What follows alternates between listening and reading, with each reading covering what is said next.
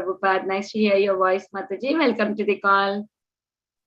Hare Krishna, Vinita Gandharika Mataji. Please accept my humble obeisances. All glories to Srila Prabhupada and Shri Guru and Shri Gauranga and to all the assembled devotees.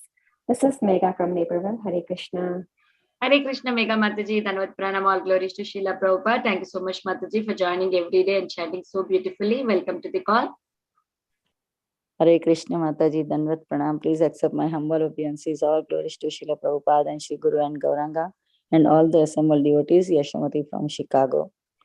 Hare Krishna, Yashamati Mataji. Dhanavad Pranam. All glories to Srila Prabhupada. Thank you so much, Mataji, for joining every day and chanting so beautifully. Welcome to the call. Hare Krishna. Hare Krishna, Vinita Gandharika Mataji. All glories to Srila Prabhupada and Guru Maharajis. My humble obeisances to you and all the devotees. This is Krishna Kumari Devidasi from Rana. Hare Krishna, Krishna Kumari Mataji. Dhanavad Pranam. All glories to Srila Prabhupada. Thank you so much, Mataji, for joining each and every day and giving your sweet association. Welcome to the call. Hare Krishna, Vinita Gandharika Mataji. Dandavat Pranam, Srila Prabhupada ki Jai, Guru Maharaj ki Jai. Sri Shyamagari Devidasi from Charlotte. Hare Krishna, Sham Gauri Mataji. Dhanavad Pranam. All glories to Srila Prabhupada. Nice to see you, Mataji. Welcome to the call. Thank you so much for all the services. Hare Krishna. Thank you, Mataji. Hare Krishna. Hare Krishna, Vinita Gandhari Mataji, and Pranam to you and all Vaishnava. Srila Prabhupada, Srila Gurudev ki Jai, Vrinda. Hare Krishna, Vrinda Gopika Mataji. Dhanavad Pranam. All glories to Srila Prabhupada. Thank you so much, Mataji, for joining every day and chanting so beautifully. Welcome to the call. Hare Krishna, Vinita Gandharika Mataji. Accept my humble obeisances. All glories to Prabhupada, all glories to Guru Maharaj, all glories to all the devotees of Bhakti Sangha. Thank you for allowing me to come to your group. Thank you very much. Hare Krishna, Sukaka Krishna Prabhuji. Dhanavad Pranam. All glories to Srila Prabhupada. Thank you so much, Prabhuji, for joining every day, giving your association. Welcome to the call. Thank you very much. Hare Krishna, Vinita Gandharika Mataji. Please accept my humble obeisances. Srila Prabhupada ki Jai, Guru Maharaj ki Jai. This is Aditi Devidasi from Canada. Hare Krishna, Aditi Mataji. Dhanavad Pranam. All glories to Srila Prabhupada. Thank you so much, Mataji, for joining and giving your association every day. Welcome to the call. Hare Krishna. Hare Krishna. Hare Krishna, Vinita Gandharika Mataji. Please accept my humble obeisances. Jai Srila Prabhupada. This is Preeti Vilasni Devidasi from Atlanta. Hare Krishna. Hare Krishna, Preeti Vilasni Mataji. Dhanavad Pranam. All glories to Srila Prabhupada. Thank you so much, Mataji, for joining every day and giving your association. And all glories to your services. Welcome to the call, Mataji. Krishna, Dhanavad Pranam, Srila Prabhupada ki Jai, and Dhanavad Pranam to everyone on the call. This is Manisha from Charlotte, Mataji. Hare Krishna, Manisha Mataji. Dhanavad Pranam. All glories to Srila Prabhupada. Welcome to the call, Mataji. Thank you for joining every day. Hare Krishna. Hare Krishna, Vinita Gandharika Mataji. Please accept my humble obeisances. All glories to Srila Prabhupada. All glories to the assembled devotees. This is Anita Ramya from Sharjah, UAE. Hare Krishna, Anita Mataji. Dhanavad Pranam. All glories to Srila Prabhupada. Welcome to the call, Mataji. Thank you so much for joining every day and giving your association. The picture was very nice, Mataji, which you shared. Hare Krishna. Yeah, that Indu Mataji and Preeti Vilasni Mataji made it, Mataji. All glories to them. Okay. Hare Krishna.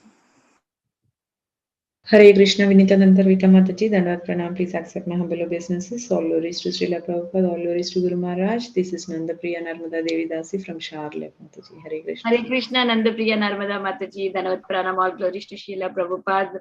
Nice to hear your voice, Mataji. Welcome to the call. Hare Krishna.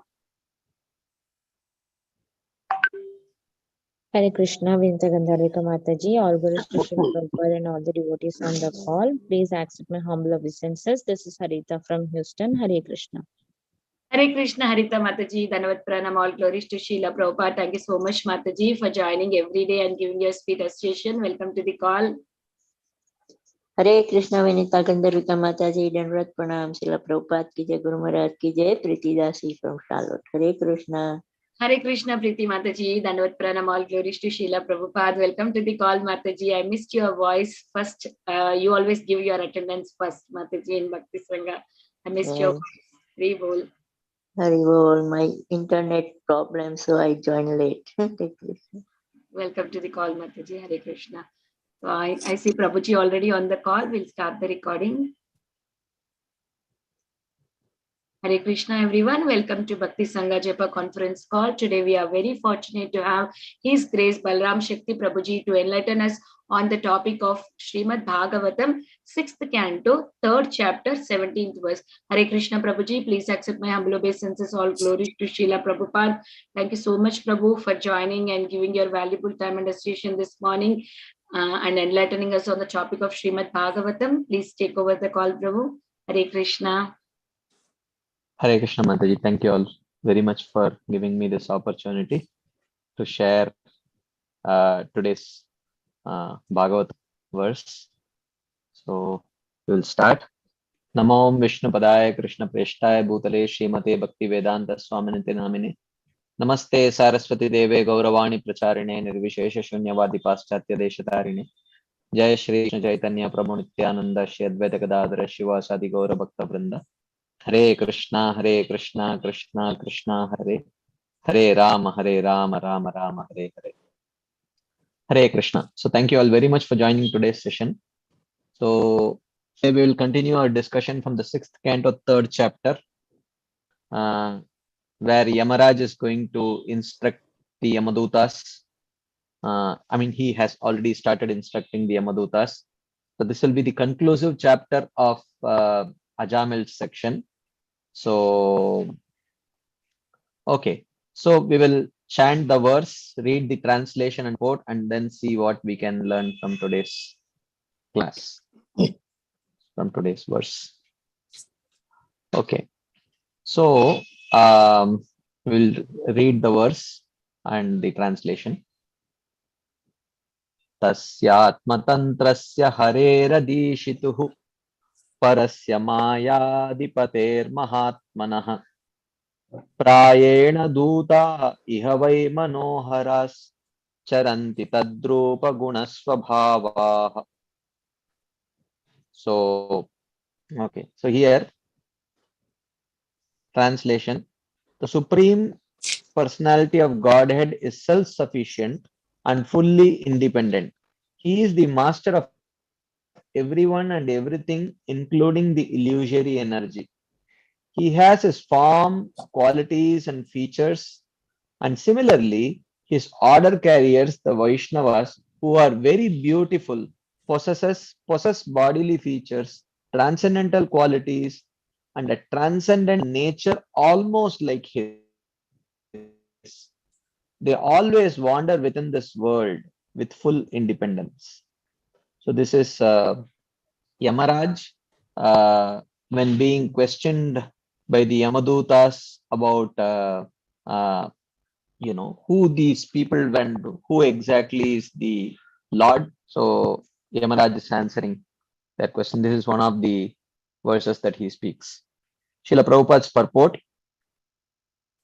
So Srila Prabhupada says that Yamaraj was describing the Supreme Personality of Godhead, the Supreme Controller, but the order carriers of Yamaraj were very eager to know about the Vishnu Dutas who had defeated them in their encounter with Ajamil.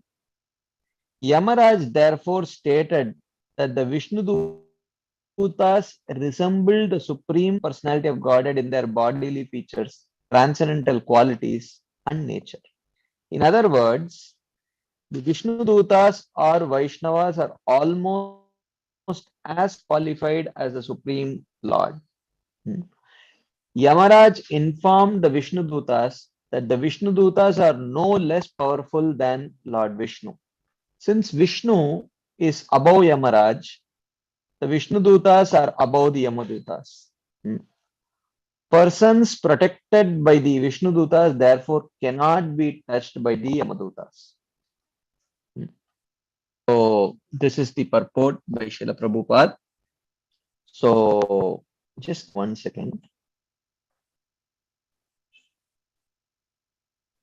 Okay. So now we will, in starting our discussion, we will quickly do a recap of what we have seen till now. I'm not going to take long for this, so that we have a we have the context very clear when we are going to discuss today's further. When we continue our discussion, the context is clear. Okay. So in the beginning of the chapter, now Ajamil has been saved, and the Yamadutas have been kicked off by the Vishnudutas, and they are now in a very disappointed mood. They actually have come to Yamaraj, and they have they are now going to ask Yamaraj questions. Okay, so the chapter starts with Parikshit Maharaj asking Shukadev Goswami. He says, "Oh, after the Yamadutas narrated what had happened, how did Yamaraj respond to his servants?" Because for the first time, Yamaraj was hearing that his order has been thwarted, which has never happened. And definitely the Yamadutas must have expected that Yamaraj responded in a very angry way. But so they were expecting that. So Parikshit Maharaj wants to know, how did Yamaraj respond? Okay. So Vishwanath Chakravarti says here, even though he was disrespected by the servants of Vishnu and his own servants, he did not become angry, but rather repented that he had not taught his servants about Vishnu. So even though the Vishnu Dutas had actually spoken very strongly against Yamaraj also, for not properly guiding his servants, and in response, and now the Yamadutas had also spoken not so favorably against their own master Yamaraj. So, but Yamaraj was not at all angry. He rather repented that he actually should have taught proper lesson to his servants. So then, just give me 1 second.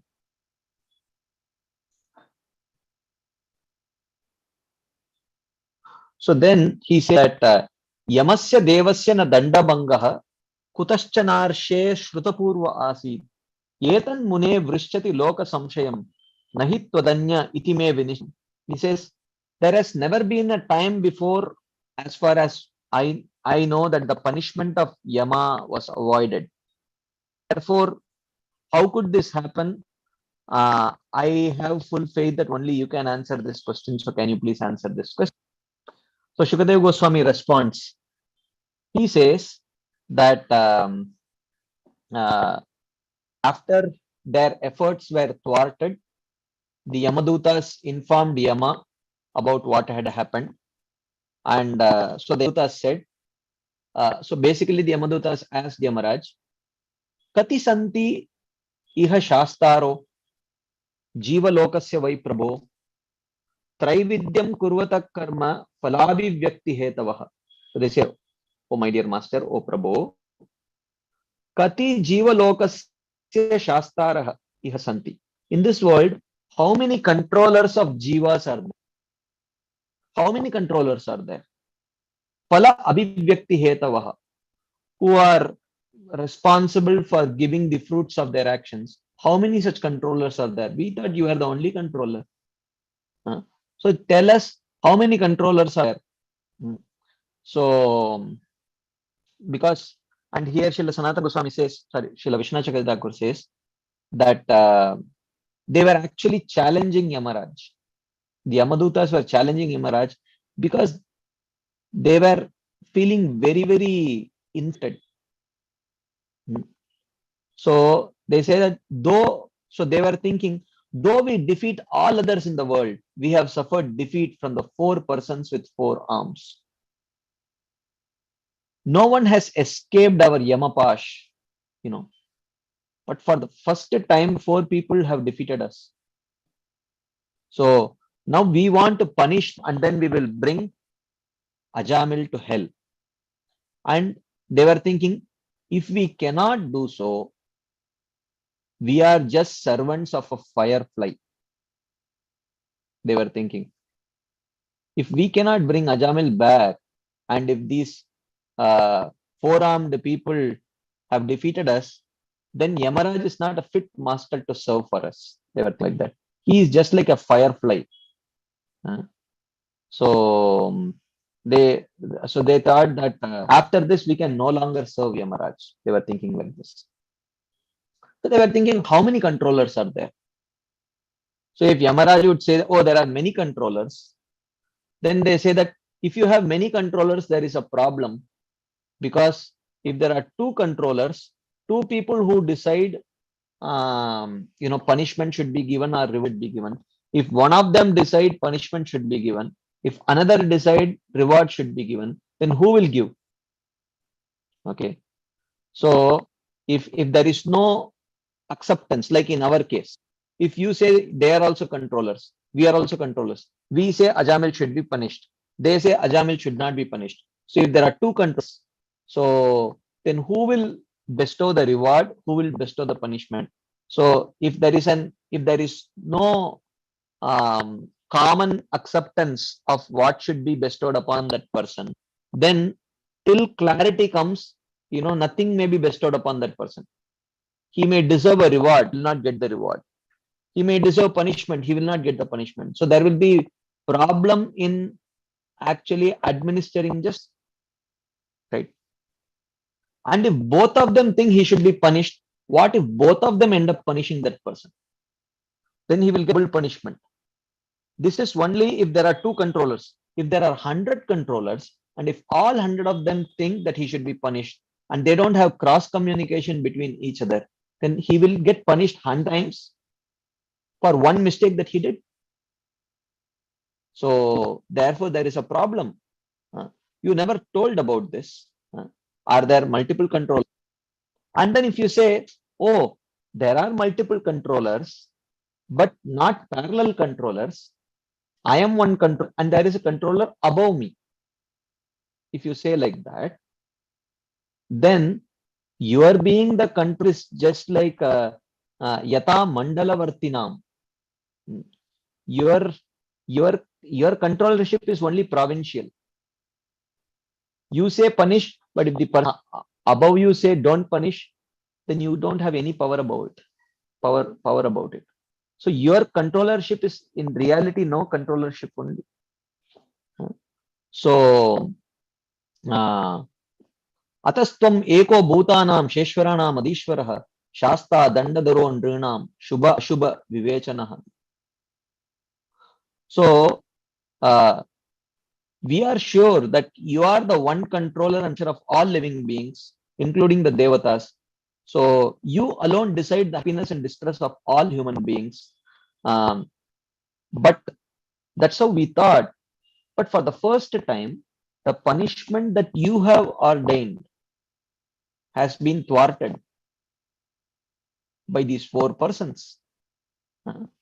So when we were bringing Ajamil to your Samyamani hell, those four people easily cut our ropes and released Ajamil. Okay, and your order was thwarted. So therefore, we are very, very disturbed, my dear master. So if you think that it is beneficial for us, we would really like to know who these four persons were. And also we have asked questions about who is actually, who is the controller? We want to know this. And how is it that when Ajamil cried out Narayana, how is it that at the next moment they were there giving him solace, telling that please don't fear, we are there. Who were they? And how could they thwart your order? So this question was asked by the Yamadutas to Yamaraj. So Yamaraj, at this point of time, he remembered Harehe Padambujam Smaran Swadutan Pratyaha Preetah. He was very pleased to hear these questions from his from his servants, because for the first time in their mouth he had heard the word Narayana, the name Narayana. So Swadutan Pratyaha, he replied to his servants, Harehe Padambujam Smaran, while remembering the lotus feet of the Lord, so Yamaraj said, Paro madanyo jagatastastushascha otam protam patavadyatra vishvam yadam shatosya stiti janmanasha nasyota vadyasya vashecha lokah. The next 5-6 verses, Yamaraj is going to discuss that how he is not the supreme controller. There is a supreme controller, the supreme Lord above him. Okay. So, jagatastastutascha. There is a Lord of all moving and non-moving beings. Paromaneha, who is superior to me. Yad amshataha, whose amsha engage in sthiti janasha. So there is a Lord above me whose amsha engages in creation, maintenance, and destruction of this material universe. In whom the universe exists like a cloth interwoven with interwoven threads, which means otam protam.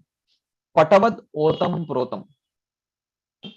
So, which means the Supreme Lord is the material cause and active cause of this universe. Material cause means like the clay being the cause of the pot, and effective cause means the potter being the cause of the pot. So the Supreme Lord is the material cause, effective cause of this universe. Okay. And by whom all people are controlled like oxen tied by the nose. So when the oxen is tied by the nose, oxen is completely controlled by that person. So the Supreme Lord ties, right? Then he says, Yo nama birvachi janam niyam badnati tantryam ivadama birgaha yasmai banta ime nama karma nibandha baddascha kitavahanti. So he says, as one ties up bulls by a rope, the Lord binds people the words of the Vedas emanating from him. Right? So how does the Lord bind people by the Vedas? Because the Vedas give the living entities in this material world, the conditioned souls in this material world, have a false identity. What is their false identity? I am the enjoyer. They think, that is their false identity. And Lord, how does he bind them?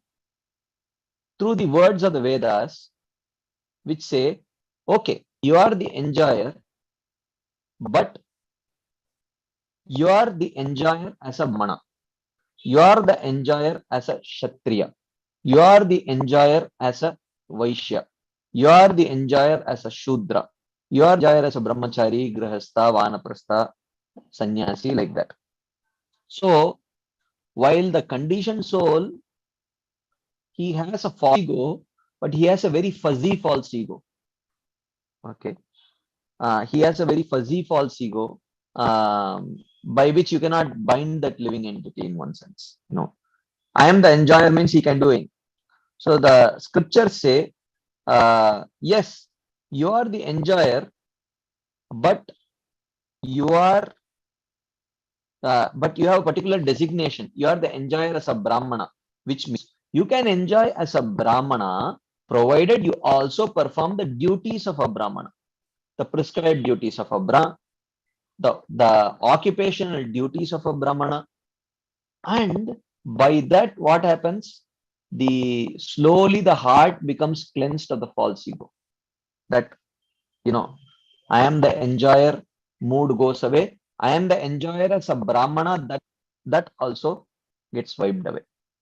So, therefore, the Lord binds the living entities, especially the human beings, in this world through the words of the Vedas, in the sense by giving them very specific false ego. And by giving that specific false ego, he allows them to enjoy and at the same time, they are given duties also, and those duties purify those living entities, like that. Okay. So then, glorifying the Supreme Lord as controller, Yamaraj says, actually, great personalities whom you know, like myself, Indra, Nirriti, Varuna, Chandra, Agni, Lord Shiva, Vayu, Lord Brahma, and all of them, and the great sages, Bhrigu Maharaj, Bhrigu Muni, and all of them, even though they are freed from the influence of mode of passion and ignorance, but because they are still not yet purified of the mode of goodness, they can understand the plan of the Lord. They cannot understand the activities of the Lord because they are still with Maya. So then he says, just as forms cannot know the eye, similarly the living entity cannot know the Supreme Lord. The point is, the effect cannot know the source. So the Lord is the source, the living entity is the effect. So the effect cannot know the source, like that.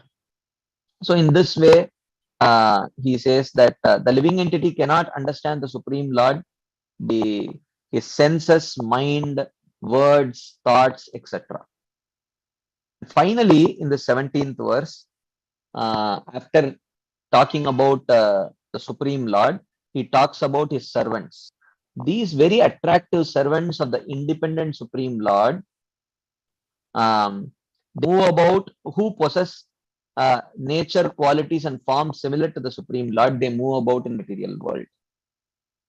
Like that, he starts discussing about who these devotees were, whom they saw, the 4 Vishnudutas. Okay, like that. So this way, just give me 1 second. I'll just close the door and come.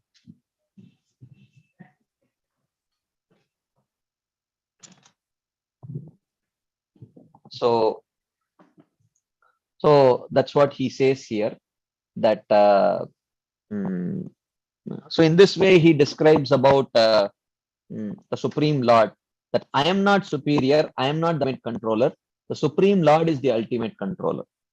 Okay, so what we will do today is we will follow in the footsteps of Yamaraj. So Yamaraj is establishing the superiority of the Supreme Lord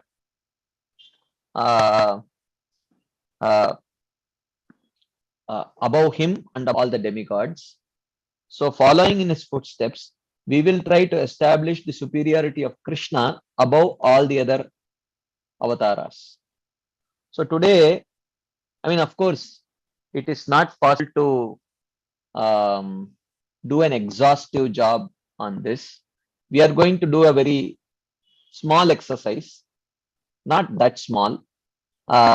Whatever I can cover in the time I have to cover. Of course, this is, so we are now currently going to discuss from the book Lagu Bhagavatamrita. So 5th chapter. The 5th chapter of Lagu Bhagavatamrita is the most pivotal chapter. There are 6 chapters Lagu Bhagavatamrita, but the 5th chapter is almost like 70% of the whole Lagu Bhagavatamrita is the 5th chapter, where the purpose of the chapter and the book is to establish how Krishna is Swagavan. On what basis we Gaudiya Vaishnavas actually worship Krishna as the absolute personality of Godhead, as the source of their source of all other avatars, even though some of the other sampradayas may not agree to this point. Okay, so just like now, the Yamadutas, they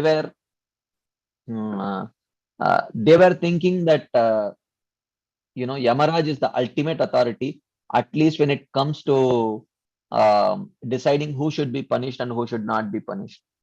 But Yamaraj is now telling, no, above me there is the Supreme Personality of Godhead. So now similarly, the other sampradayas, they say Lord Narayana is source of all incarnations, including Krishna. So now, but our acharyas, Srila, starting from Sri Chaitanya Mahaprabhu, we say that Aradhyo Bhagavan Vrajesha Tanayas Tadda Vrindavanam. Okay. So that's what we say. But they say that Aradhyo Bhagavan Narayanaha Taddama Vaikunta, like that. So how do you reconcile? According to them, Krishna is an avatara of Lord Narayana, but we say no. Actually, Narayana is an expansion of Krishna. So how do you reconcile? On what basis they say, and on what basis we say what we want to say? Okay. So in our Gaudiya Vaishnava Sampradaya, there are generally two types of Vaishnava Sampradayas. One is called as Vicharatmika Sampradaya, and second type is Rasatmika Sampradaya. Okay. The Vicharatmika Sampradaya is where they involved in constantly debating with the opposing argumentators and establishing their superiority. Okay. So in that way, if you see, not just with the Mayavadis, but also with Vaishnava Sampradayas also. For example, there is a lot of debate historically that has happened and that still happens between the Sri Vaishnavites and the Madhvaites. Okay. So they debate with the Sri Vaishnavites also. There are lot of books that have been written by the Madhvaites, actually, criticizing the Sri Vaishnava philosophy as being incomplete and incorrect. Incomplete at some places and incorrect at other places. And similarly, the Sri Vaishnavites have also written books. So this is Vicharatmika Sampradaya, where they are involved in a lot of discussions and refutations like that. But there are Sampradayas which are Rasatmika Sampradaya, where even though the Sampradaya itself is supported with very strong philosophical background, but the practitioners, because they enjoy much more tangible satisfaction in the rasa of their exchange with the Supreme Lord, therefore they are not interested in having elaborate debates. So there are so therefore, if you see in our Sampradaya, even though Madhva Sampradaya, Sri Vaishnava Sampradaya, there are many polemic works. Polemic works means books which have been written to refute other opposing Siddhantas. But in our Gaudiya Vaishnava Sampradaya, there are not many polemic books, books which are written for the purpose of refuting other Siddhantas. But Laghu Bhagavatamrita is one such exception. It is exception. Even though primarily the book is written to nourish the faith of the our own practitioners, but it also acts as a tool for refuting the arguments, especially of the Madhva Sri Vaishnava Sampradayas, who present Narayana as the topmost. So, especially in this 5th chapter, the first 4 chapters lay the foundation for the actual debates and arguments that is going to start in the 5th chapter. Okay, so 5th chapter is the actual Laghu Bhagavatamrita. So what the first 4 chapters, they actually lay the foundation for the actual book. So we are going to take a few arguments. Okay, the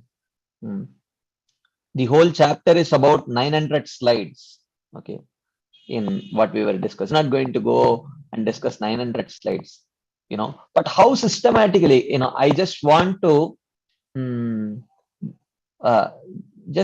illustrate with a few examples how in our Sampradaya actually, very beautifully the Acharyas present the purva-paksha argument.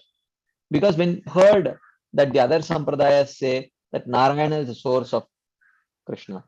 So, but that is not the argument. There are many other arguments. Variegated forms of arguments we present, and how our Sampradaya understands and explains those verses and still establish Krishna to be Swayam Bhagavan. We are going to see a glimpse. I'm not going to exhaustively do this exercise. We do not have time. So whatever we can complete, we will complete. Even in the 100 odd slides that I have put, about 150 odd slides, I may not cover all because we may not have time for that. So whatever we can complete, we will try to complete. Okay. So first thing, so the first challenge that comes is Krishna is an avatar of the brother of Nara. You know, the Naranarayan are there. So they say that Arjuna is an avatar of Nara and Krishna is an avatar of Narayana. Or some others say, no, Krishna is an avatar of Vamanadev. So they don't even ascribe superiority of Krishna or the avatars. So they say that Krishna is an expansion of the Narayana of Naranarayan, or he is an expansion of Vamanadev. They say like that. So now, on what basis they say like this? They must have some proof for it, right? What is their proof? Okay. So Srila Rupa Goswami says, Ata Krishno Narabhratur Avatara iti kvachit. Upendrasya iti Chakwapi bhati asau na atiko vidam. So he says, Ata kvachit. Some people say Krishno Narabhratur Avatara iti. They say that Krishna is the avatar of Naranarayan Rishi, or Narayana of Naranarayan Rishi. Upendrasya iti cha kwapi. And some others say, oh, he is an avatar of Upendra. Upendra is Vamanadev. Asau bhati na ati kovidam. But this conclusion is reached by those who are not very knowledgeable in the conclusions of the scriptures. That's what he says. So now, on what is they say this? Okay. So in the beginning of this, Srila Baldev Devbhushan has written a commentary to this Lagu Bhagavatamrita. He says, the author has shown that Krishna is the Swayam Rupa and Narayana are his Vilas forms. So he has just mentioned it, but he has not given very concrete proofs in the previous chapters. That is why the other people, they give various arguments. However, adherents of Vishnu cannot tolerate this and present arguments against it. So basically, this whole chapter is basically presenting arguments against the conclusions of other Vaishnava who established Narayana to be the supreme. So here basically Rupa Goswami will explain on what basis they make these arguments and how those arguments are actually not perfect arguments. Okay. So he says the author presents those arguments and he is going to defeat those arguments. So some say that Krishna is an avatar of the brother of Nara, the avatar of the Lord of Badri Narayan. Okay. So now let us see this. So the purva-paksha proves for Krishna being an avatar of Narayana, because when they are saying, so here Narayana means Narayana of Naranarayan, not the Paravyoma Narayan, not the Narayana of Vaikunta. So when they are saying this, there must be some reason to this. There must be some proof to this. Otherwise, without proof, how they will say that Krishna is an avatar of Naranarayan Rishi? Okay. So in Skanda Puran, there is a verse like this. Yata Skande. Dharmaputro Hareramsho Naranarayana Vidau. Chandra Vamsham Anuprapya Jatau Krishnarjunau Ubhau. So Skanda Puran says, Harer Amshau, the portions of Lord Hari, Naranarayana Vidau, portions of the Lord Nara and Narayana, who were Dharmaputro, the sons of King Dharma, Chandra Vamsham Anuprapya Jatau Krishna Arjuna Ubhau. They say the Nara and Narayana accepted birth in the dynasty of the moon and became Krishna and Arjuna, which means Krishna is the avatar of Narayana, because Narayana became Krishna, right? So therefore, so they quote this verse to say that, look, Krishna is the avatar of Naranarayan Rishi. And not only that, in Bhagavatam also there is a similar verse.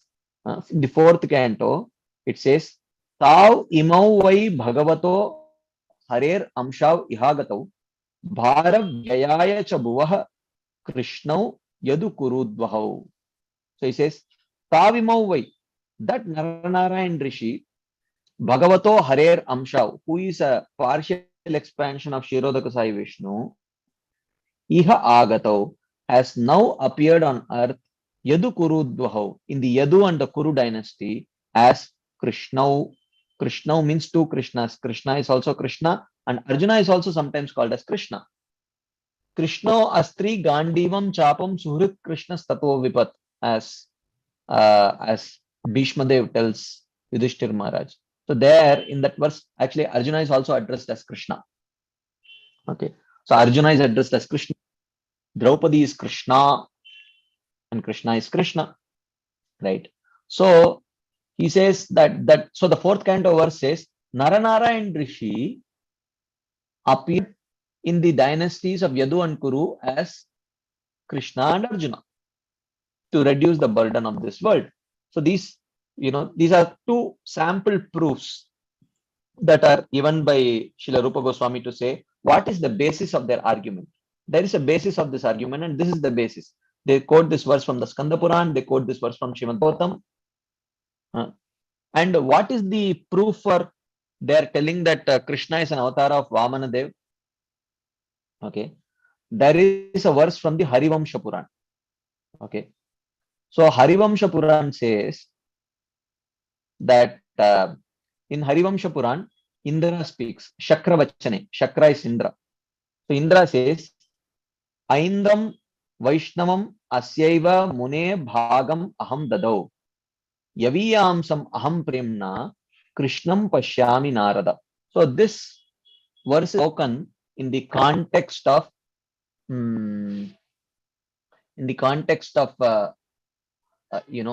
Krishna taking the Parijata tree from Swarga. So Narada Muni, Indra is speaking to Narada Muni, justifying his act of trying to fight with Krishna. So Indra says that so Yat Shakravachane Harivamshe Upendra Avataratvam. So in Indra speaks in Harivamsha of Krishna being an avatar of Vamana. He does not directly say this, but he says something which can be misconstrued as suggesting that Krishna is an avatar of Vamana Dev. So what Indra say? He says, O Mune, O Narada Muni, Aham Dadau, I gave Asyaiva Bhagam, I gave the share of sacrifice Aindram Vaishnavam previously to Vishnu. I gave the share of sacrifice previously to Vishnu. O Narada, Aham Premna Pashyami Krishnam Yaviyamsam. Now I am seeing Krishna as my younger brother Vamana. So this is suggesting that I am seeing Krishna as my younger brother Vamana, meaning that unko maaf kar diya maine. I have forgiven him because because I am seeing that he is my younger brother, which might seemingly suggest that Krishna is an expansion of Vamanadev because the younger brother of Indra is Vamanadev. So Indra is suggesting that I will not do anything to him because he is my younger brother. He is my younger brother, indicating that he might be an expansion of Vamanadev, like that. So this might suggest, okay. So this statement of Indra concerning the Parijata, this is a statement of Indra concerning the Parijata incident. I have given that portion of sacrifice made by me to Krishna. As a great favor I have given. I do not hate him even though he has acted against me. How did he act against me? He came to Swarga and he has taken the Parijata tree. So he has acted against me. But I do not hate him. Why? Because out of love, I see Krishna as Vamana, as a younger brother. Because the Parijata is a heavenly tree, I should not give it to him because he resides on the earth planet. So that's why Indra becomes angry. Okay. He says, oh, he is my younger brother. So indicating that, oh, maybe Indra is suggesting that Krishna is an expansion of Vamana, as an avatar of Vamana. So we saw two verses, one from Skanda Puran and one from Bhagavatam, indicating that Krishna is an avatar of Naranarayan Rishi. And we saw another verse indicating from the Harivamsha Puran, which seemingly suggests that Krishna is an avatar of Vamanadev. Okay. So now, so based on this, very rightly, the other opponents say, oh, Krishna is just an avatar of Vamana or Naranarayan Rishi. So now, our Rupa Goswami says, okay, let us evaluate these statements. He says, tad etad ubayatvam na bhavet Krishne virodatah. Atatvam hi tayoruktam paravasthatvam asyatu. So, Rupa Goswami says, virodatah. This is contradictory. To say, Krishne tad etad ubayatvam. To say that Krishna is an expansion of either Naranarayan Rishi or Vamana is contradictory. Because we have already proved, Uktam, it has already been stated that Tayor Amshatvam hi, because Narayana and Vamana are expansions of Krishna. Of course, this has been mentioned by Srila Rupa Goswami in the previous chapters as an axiom. But very clear proofs have not yet been established by Srila Rupa Goswami yet. Asya Paravasthatvam, that he is superior to all the other avatars, has already been stated. It has been stated, but it has not been very conclusively proved. Now that here is proof by the purva-paksha. They say, hey, how can you say that Krishna is superior to the other avatars? It is very clear from verses that he is an avatar of Naranarayana. And from these verses, it is very clear that he is an avatar of Vamana. So Rupa Goswami says, look, we have already seen Krishna is superior to them. So he says, Narabhratur ihamshatvam ete chamsheti vakshate. Upendrasya tatatvam cha harivamshepi drishyate. So he says that whatever statements you have quoted, but we have already seen, right? Ete cha amsha kalapumsa krishnastu bhagavan swayam. From that verse, isn't it very clear that Narayana of Naranarayana and Vamana are actually portions of Krishna? So isn't it clear? So he says that this is quoted in Harivamsha Puran also. So where Narada Muni speaks, he says, Aditya tapasa Vishnur Mahatmaradita Pura Varena Chandita Tena Paritushtena cha Aditihi Tayoktas Twadrisham Putram Ichami iti Surottama. So he says, previously Aditi performed penance to worship Vishnu. Vishnu was very satisfied and he said, please ask for a boon. And Aditi said, oh, I wish to have a son like the Supreme Lord. Okay. And Vishnu said, oh, there is no one on earth who is equal to me. I will become your son.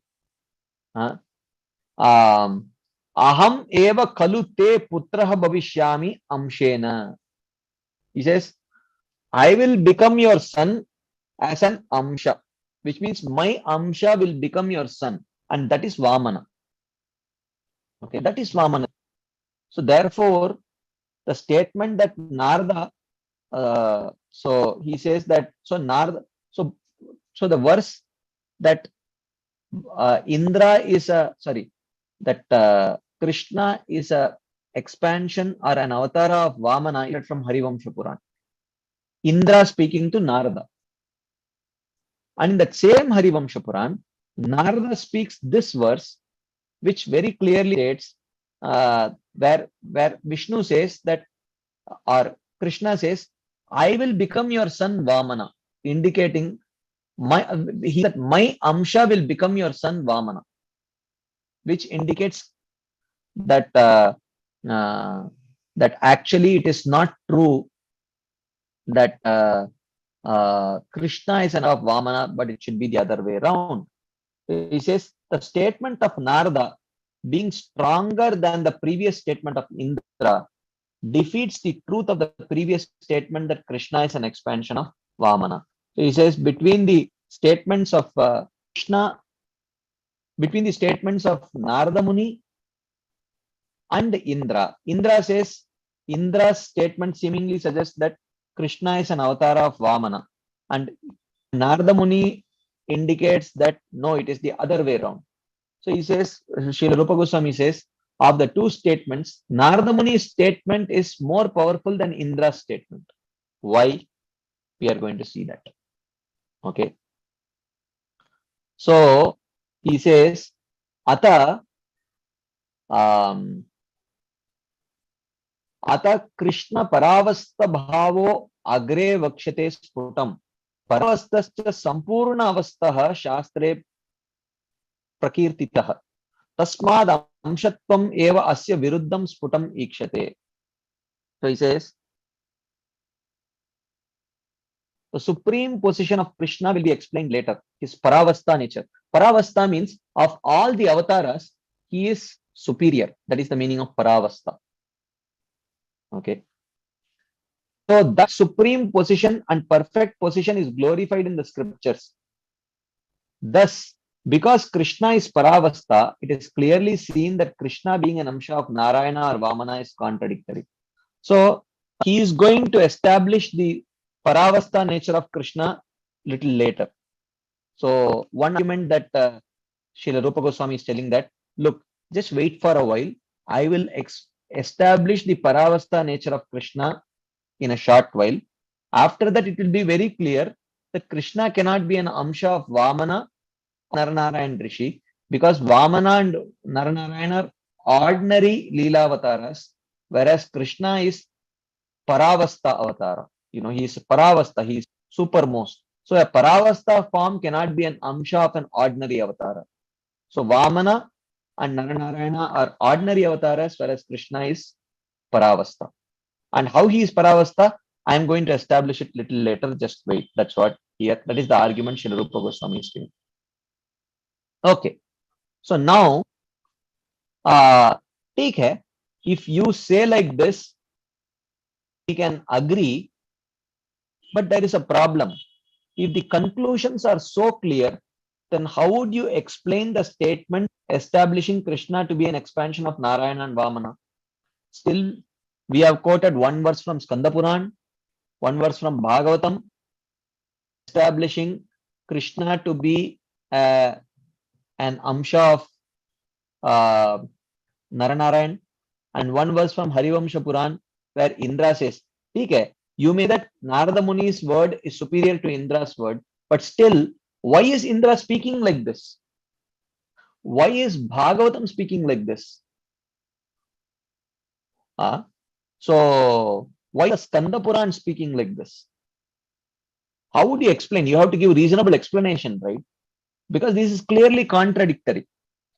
You say that no, Krishna is Paravastha. Krishna cannot be an Amsha of Naranarayan. Okay, accept it.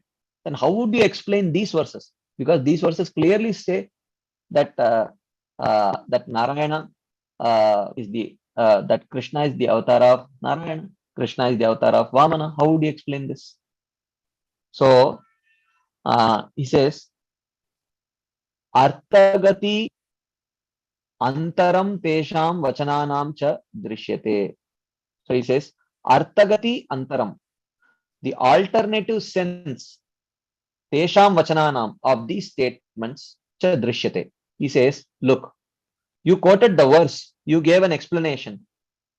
But are you sure that that is the only meaning that you can give to that particular statement? Have you thought if there could be alternative explanations of those same verses? So he says, though there are many statements to show that Krishna is Paravastha, the author gives an alternative meaning to these verses quoted above in order to negate the apparent meaning of these verses. You may say, look, there are 100 verses which say Krishna is superior. But there are 3 verses which say Krishna is an avatar of Naranarayana or Vamana. So you may say 100 statements outweigh the 3 statements. But our question is, those 3 statements are also from Shastra. Why these 3 statements are contradicting? That you have to explain. So Rupa Goswami says they are not contradicting. Just that you have taken the wrong meaning of that. You have taken wrong meaning of that verse. So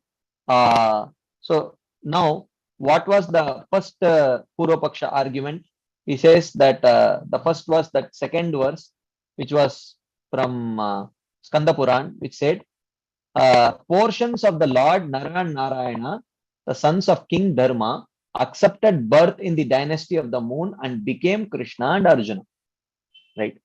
Hare Ramshau Naranarayana Vidau Dharma Putrau Chandravamsham Anuprapya Jatau Krishnarjunau Ubhau.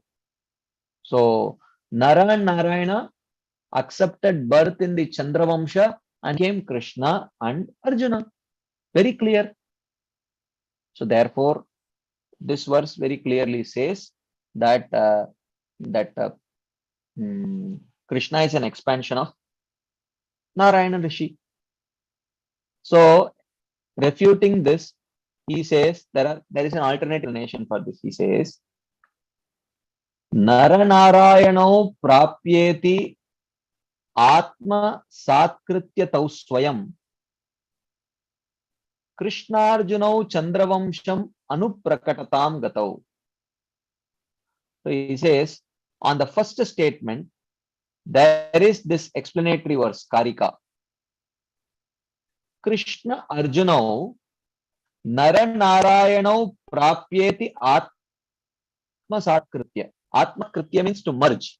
Then Krishna and Arjuna merging the identities of Naranarayana in themselves appeared Tau Swayam Chandravamsham Anuprakatam Gatau. So Krishna is Amshi, Arjuna is the Amshi. So Narayana, the Amsha, merged with Krishna, the Amshi, and Nara, the Amsha, merged into Arjuna, the Amshi. So Krishna and Arjuna, the Amshi, they entered the moon dynasty and they took birth there. So therefore, Naranarayana took birth in the Chandravamsha as Krishna and Arjuna means the forms of Nara and Narayana being the Amshas of Krishna and Arjuna merged into the Amshi Krishna and Arjuna, and then Krishna and Arjuna took birth in the moon dynasty. That is the understanding. This is also the understanding. So this is the right understanding, right? So that is the explanation. So he says, Naranarayana became one with Krishna and Arjuna. Because there should be no fault of contradiction in the Puranas, the alternative meaning is more suitable. So he says, because 100 verses very clearly establish the superiority of Krishna over Naranarayan Rishi. Therefore, this verse should be explained in such a way that those other 100 statements are not refuted. So how would you explain? So one meaning is Naranarayan manifested as Krishna and Arjuna, but another understanding is Naranarayana being the Amshas merged into the Amshi Krishna and Arjuna who appeared in the Chandravamsha. So this is perfect. Thus, the meaning is Krishna and Arjuna who united with the forms of Naranarayana then appeared on earth through the moon dynasty. That is because when Krishna appears, all of his amshas enter him and appear with him. This is very clear in Bhagavatam, and our acharyas very clearly mention it. When the amshi descends, all the other amshas also merge into his body and also descend along with him. Okay. So this is the refutation of the second verse. Okay. Now, how would you refute the third verse, Bhagavatam verse? What does that Bhagavatam verse say? Bhagavatam verse says that that Naranarayan Rishi, who is a partial expansion of Shirodaka Sai, has now appeared on earth in the dynasties of Yadu and Kuru in the forms of Krishna and Arjuna respectively. So similar verse, same explanation. So that Naranarayan Rishi has appeared in the form of Krishna and Arjuna means that Naranarayan Rishi have merged into the forms of Krishna and Arjuna and appeared in the moon dynasty. Okay, like that, are the dynasties of Yadu and Kuru. So here he says, the second verse can be explained as follows. Okay, so he says, Tau Naranarayanau Kartarau Harer Amshau Ayatau now Dwaparante. Naranarayana, the expansions of Vishnu, entered Krishna and Arjuna at the end of Dwapara Yuga. So in Dwapara Yuga, towards the end of Dwapara Yuga, the Naranarayan forms into Krishna's form when it was time for Krishna to appear. Okay, so that is how it is refuted. Now, how do you? So in this way, the verse itself is not wrong, but the meaning that you have derived out of that verse is wrong. Okay. So that does not suggest that Krishna is an avatar of Naranarayan Rishi. So now, how would you explain Indra speaking that I gave my share to Krishna, who's my brother, suggesting that Krishna is an expansion of Vamanadev? You know, how do you explain that? So he says, Aindram iti adau karika. You know, the fourth verse is explained as follows. Indrastu na ati kauvidya matsaracha uktavan idam tasmat Krishnasya no tattadrupatvam ghatate kvachit. So he says, Indrastu, Indra na ati kauvidya. In first thing, his first argument he says is Indra intelligent or Narada Muni intelligent? Indra is not intelligent. Narada Muni is only intelligent. Okay. And moreover, Matsarat, he was envious of Krishna at that time. So out of Uktavanidam, out of envy, he spoke like this. Okay. So an unintelligent person speaking out of envy, his statement cannot be taken as authoritative. That is the argument of that is why the statement made by Indra in Harivamsha Puran, it is a much weaker state in comparison to the statement spoken by Narada Muni, because Narada Muni is considered to be more intelligent, and Narada Muni is speaking not out of envy but out of genuine devotion for Krishna. So therefore, these two contradictory statements from Harivamsha Puran can be resolved by indicating that how the speaker of the one statement is less intelligent and he is speaking out of envy. So therefore, that statement becomes very weak in comparison to Narada, who is considered to be very intelligent and speaking with devotion. Tasmat, therefore, Krishnasya kvachit na tattadrupatvam gatate.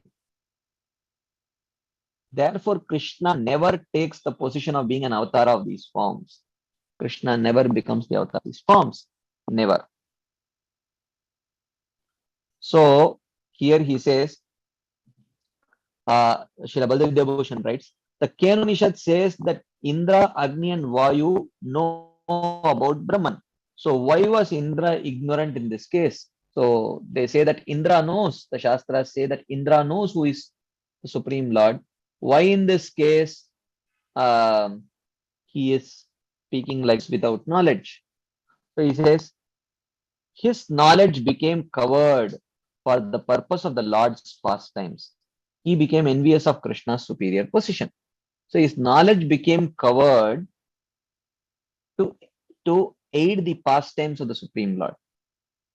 So therefore, he became envious of Krishna's position. Thus, in conclusion, Krishna never becomes the Amshas of Narayana or Vamana. This is the argument. Okay. So this is one of the purva-paksha argument which is refuted. Anyways, so before I go to the next discussion, because I may keep on talking, we may run out of time. Because I can anyway not complete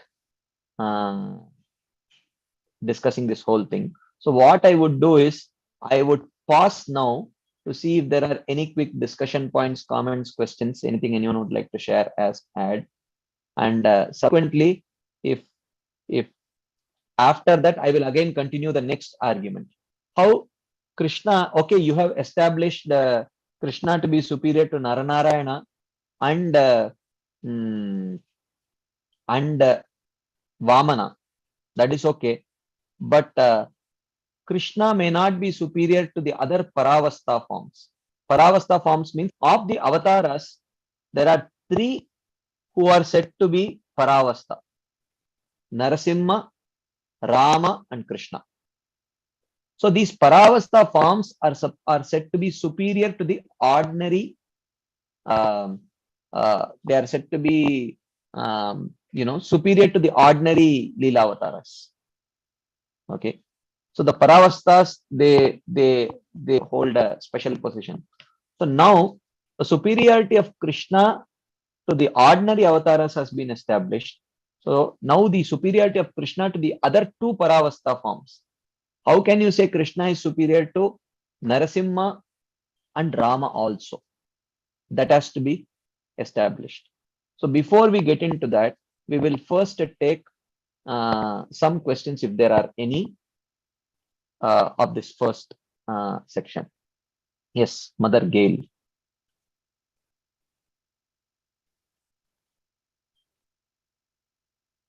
Mother Gail, you can unmute yourself and please speak. So I will only unmute whoever raises their hands. There need not be multiple unmutings, because if I unmute, someone else may mute. Mother Gail, would you like to unmute? Yeah, go ahead, Mother. Okay, yeah, I'm sorry, a call came in, I was trying to get rid of it. Yeah, one thing is what? Oh, yeah, how is it that bona fide sampradayas can be in contradiction with each other? How is that possible? Well, these explanations, see, actually, in one sense, I will just unmute. I'll just mute a while because I am hearing my own voice in the background, and I'll mute you. I unmute you again. So actually, Krishna, even though Krishna is absolute, but not all levels of reality is revealed to everyone actually, because yadyad diyata urugaya vibhavayanti tattad vapu pranayase sadanugrahaya. So whatever form of the Lord one gets attracted to,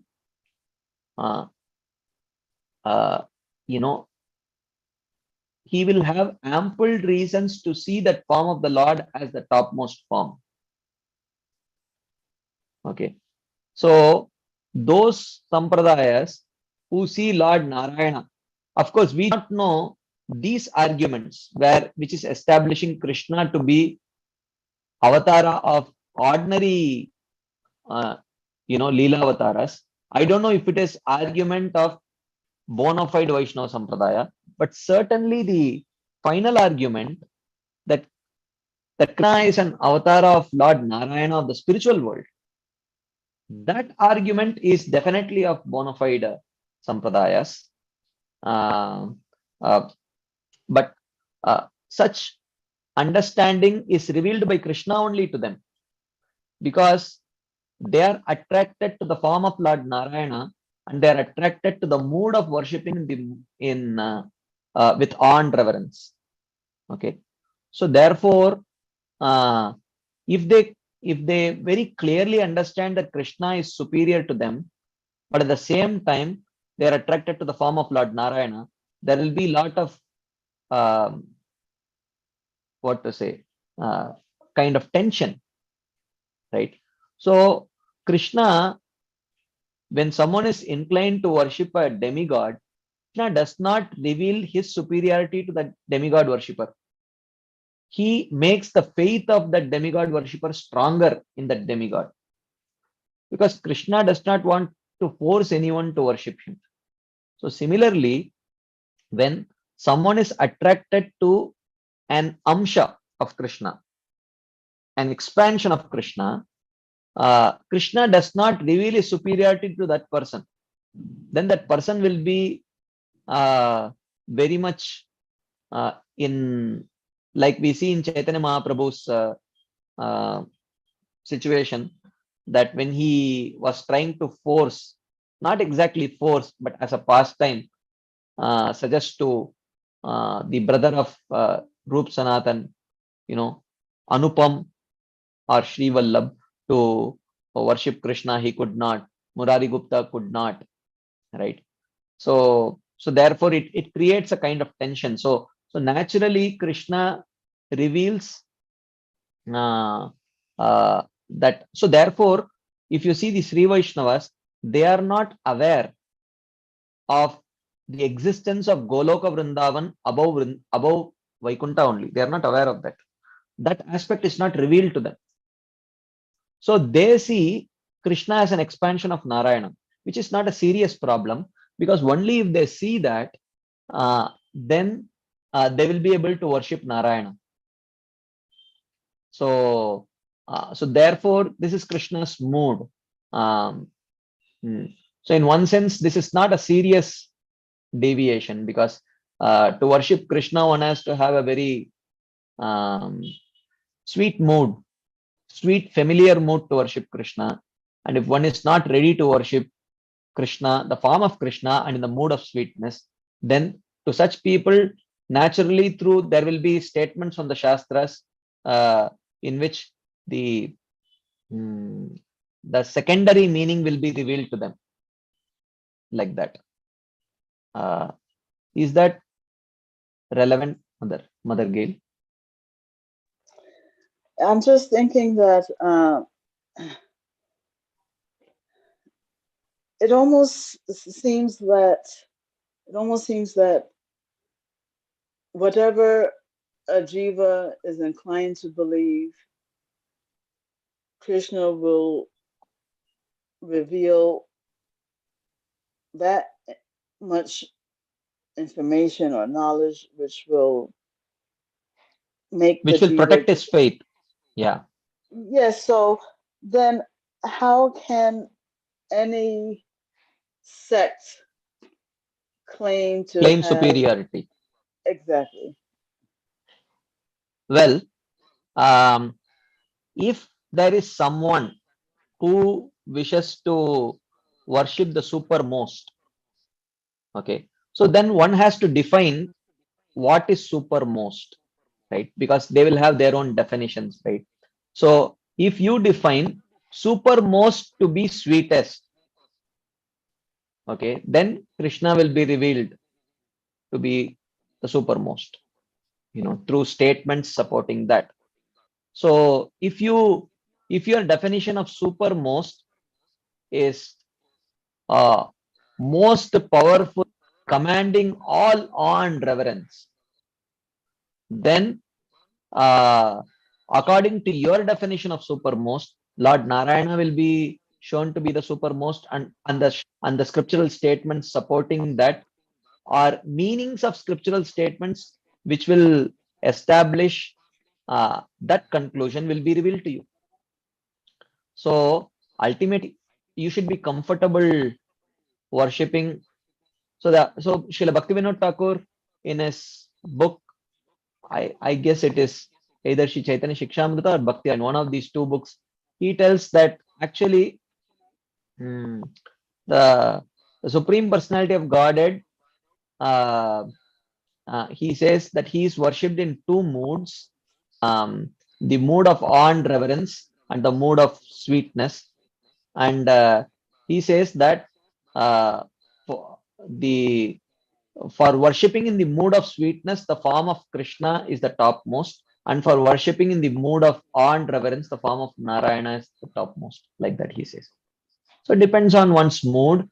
That form will be revealed to be the greatest, and the scriptural statements will accordingly give a meaning which will support that. Is that? Okay. Yeah, yeah.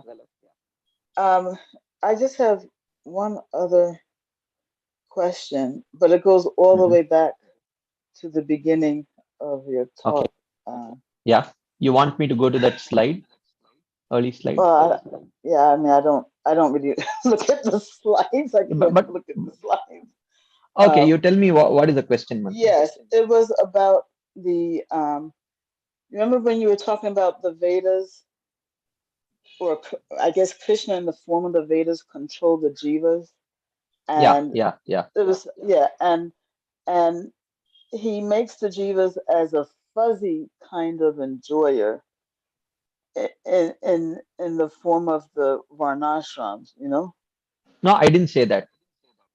I didn't say that. What I mentioned was when the jiva has turned his face away from Krishna, he has only one identity, which is I am the enjoyer, separate from Krishna. That is his only false ego, you know. But Krishna says, but that is a very fuzzy false ego, in the sense that you cannot catch that jiva and reform that jiva. So the Lord says, through the Vedas, the Lord says, yes, I agree, you are the enjoyer, but you have an identity as an enjoyer. What is your identity? You are a Brahmana and you are a Brahmachari. So you enjoy as a Brahmana and a Brahmachari. So the living entity accepts, this is also false identity only, but connected to this false identity are some rules and regulations and duties which have the capacity to purify that person.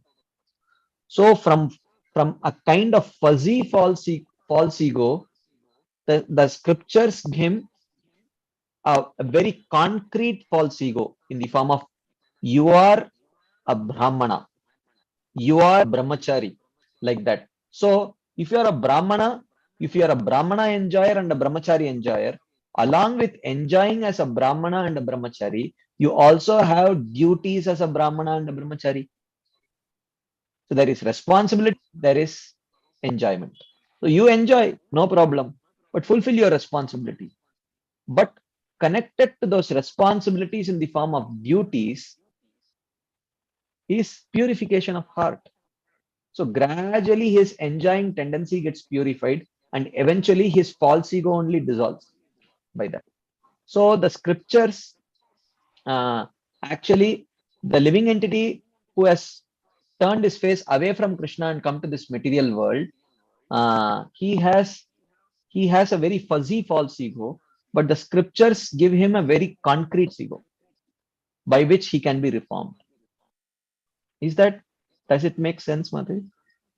Yeah, so the fuzziness is when the false ego just thinks, okay, I am not the enjoyer. regarding, yeah, I'm not looking at Krishna. I don't acknowledge Krishna.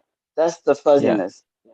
So to make it concrete, Krishna says, you have to fall into one of these categories and follow the prescribed. Yeah. So he says you are not just an enjoyer, but you are an enjoyer as a Brahmana, Kshatriya, like that.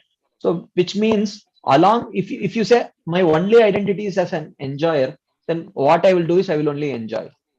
But if you are a Brahmana enjoyer, then enjoy as a Brahmana, But you should also perform the duties of a Brahmana.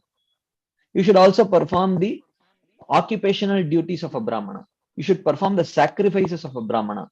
And hidden in these occupational duties and sacrifices of a Brahmana is the antidote for all the impurities that is there in the heart. That will act as a purification and purifies false ego.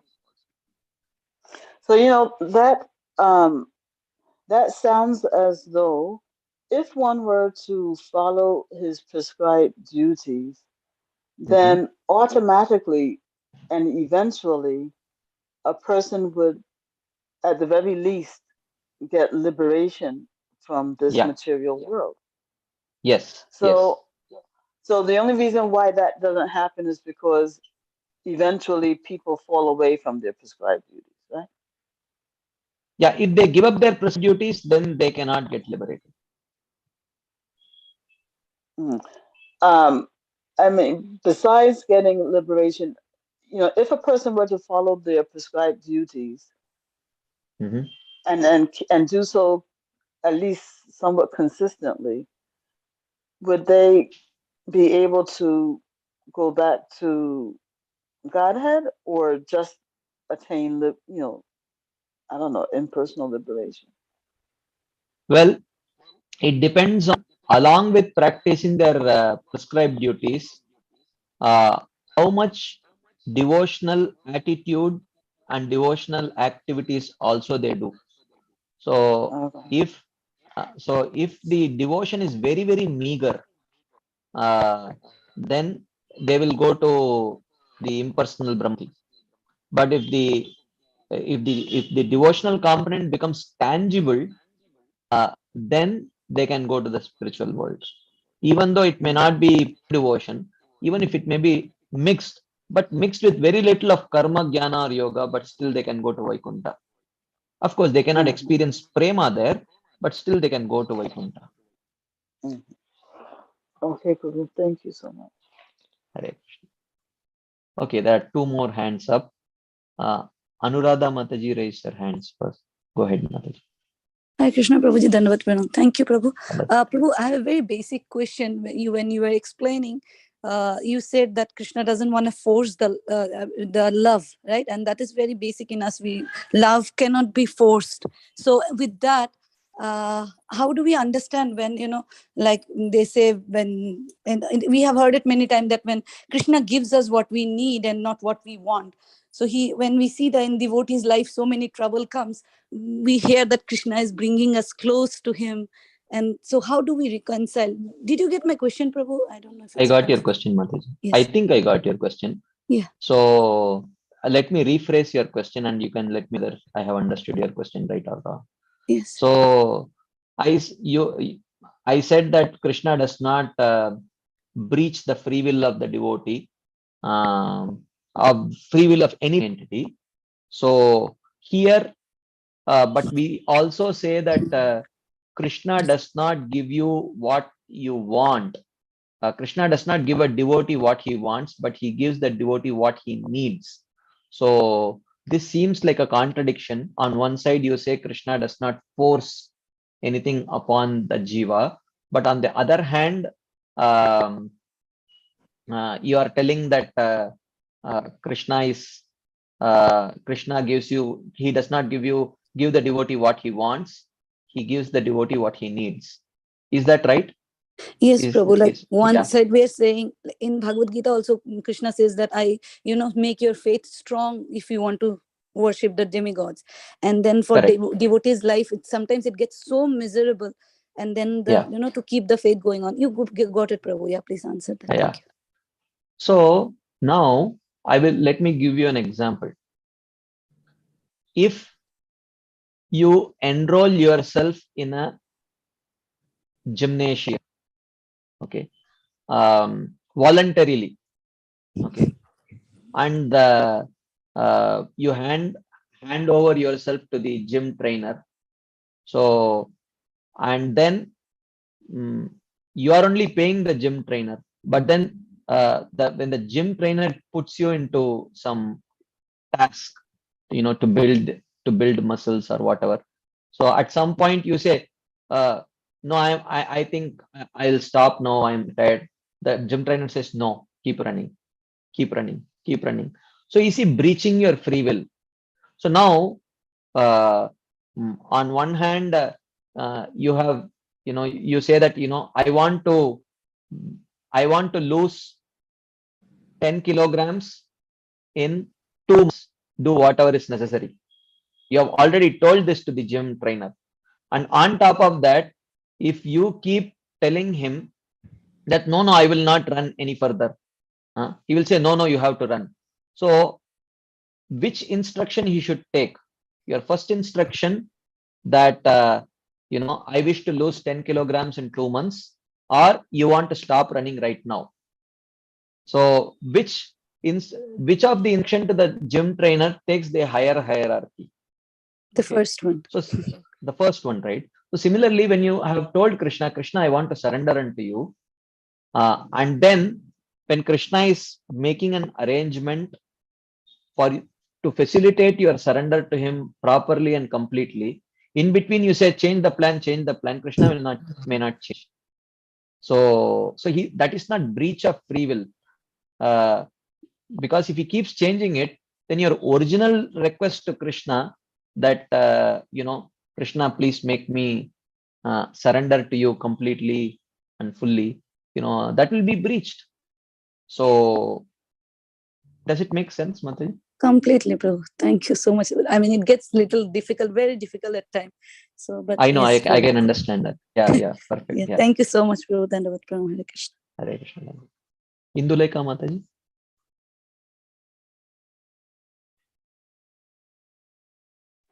Hare Krishna, Prabhuji. Dandavat Pranam. Can you hear me, Prabhuji? Dandavat Mataji. Yeah, I can hear you. So, Prabhuji, my question was, so as you were explaining about the position of the Supreme Lord as, either Krishna or Narayana, based on sweetness, or whether we look at him in awe and reverence, I was wondering, that is based on the mood of the devotee, right, Prabhuji? How about when we start thinking of what is the source of everything? So, in that case, would there be two answers, or would the Gaudiya Vaishnava conclude in these positions? Well, if one is not at all predisposed to any particular mood of worship, whether it is awe and reverence or sweetness, there is no predisposition, but the only desire is to know who is the source of everyone. I would like to worship that person. Then he would be directed to worship Krishna only. Does it make sense, Mataji? Is Yes, that okay? Prabhuji. That's what we normally say based on our philosophy. I was just wondering if there was if the other Vaishnava philosophy. Yeah, I'm not relativizing everything, because if you say that, I'm not relativizing everything. There is certainly an absolute sense in which it is true also, but if hypothetically that is the case, where he has absolutely no predisposition, he wants to just worship the top. That is, in one sense, like, of course, that is not so. Gopakumar's journey, Gopakumar does have a predisposition because he is originally a Vrajavasi, but still, he finds out that, Goloka Vrindavan is the topmost, like that. Yes, Mother Gail. Thank you so much. Yeah, originally I was just going to follow up on Anuradha Mataji's question, but now I need to follow up on this one, which is, how do we say that you are not biased in saying that a person will figure out that it's Krishna only in an absolute sense, who is the topmost? Okay. Well, in one sense, this can be resolved if you accept the arguments presented in Laghu Bhagavatamrita. So Laghu Bhagavatamrita very clearly presents, from a very neutral perspective, the superiority of Krishna. Okay, then I guess so. Now it is now the onus is on the other sampradayas to accept these refutations and see if they can establish their position, which they will be able to, because somehow Krishna will allow them to protect their faith. So we have to understand Krishna's mood here. Actually, we have to understand Krishna's mood here. So Krishna wants, it's Krishna as Narayana wants people to worship him in the form of Narayana in the mood of awe and reverence also. Krishna as Krishna wants people to worship him in the mood of sweetness also. Krishna as Vamana wants his devotees to worship him as Vamana in whatever mode, awe and reverence. So like that, Krishna wants all. So all kinds of worshippers. So looking at their predispositions, he will sort of strengthen their faith accordingly. So you may say that, okay, how do you know that your presentation is right? Well, in one sense, Chaitanya Mahaprabhu has sort of he has had discussions with the Sri Vaishnavas also, like Gopal Bhatta Goswami, and he has had discussions with the Madhvaites also, and through his discussions he has established the superiority of Krishna also. So, and if you see, there are very tangible arguments and presentations in Laghu Bhagavatamrita that is presented from various shastras. From that you can understand. Well, then maybe since Krishna wants these relationships and all these different moods, maybe it's not even important to establish. I mean, that is the perfect understanding. It is not important actually. It is not important, because ultimately the mood is not that it is. So we are not playing musical chairs here. You are aware of musical chair, Mataji? Yes. Yeah. So here we are not trying to. Krishna is not trying to play musical chairs. Eliminate Vamana, eliminate Naranarayan Rishi, eliminate Narayana, eliminate Vishnu. He's not trying to do that. This is not a musical chair. So Krishna wants everyone who, there is as many people are there, as many chairs are there, and Krishna wants everyone to sit only in the chair of their choice. So there is no question of this kind of debate actually. This is in one sense a redundant debate actually. It's not a very important debate. We think that we want to establish, even though Rupa Goswami has written a book in this way, but this is just to strengthen the faith of the Gaudiya Vaishnavas, just in case they may encounter other Sampradaya people who may try to have their faith. Only for that purpose he has written this book. That's all. He's not hell bent on going on a Digvijay Yatra, where I will defeat all the other Vaishnava Sampradayas and establish how only Krishna be worshipped. No, that has never been the case, and that will not be the case actually. Okay, cool. And can I just also follow up on Anuradha Manaji's question, where you were giving the analogy of the gym trainer, Yeah. And so, speaking from the perspective of a struggling sadhaka who's always fluctuating between, the, Krishna conscious values and swabhava. Things, right?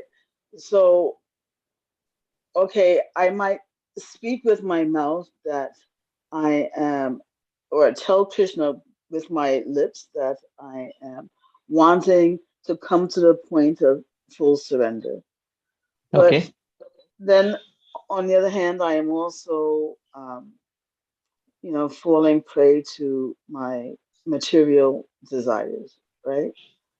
And why do you say falling? I'm before you continue, I'm telling you, why do you say falling prey, Mataji?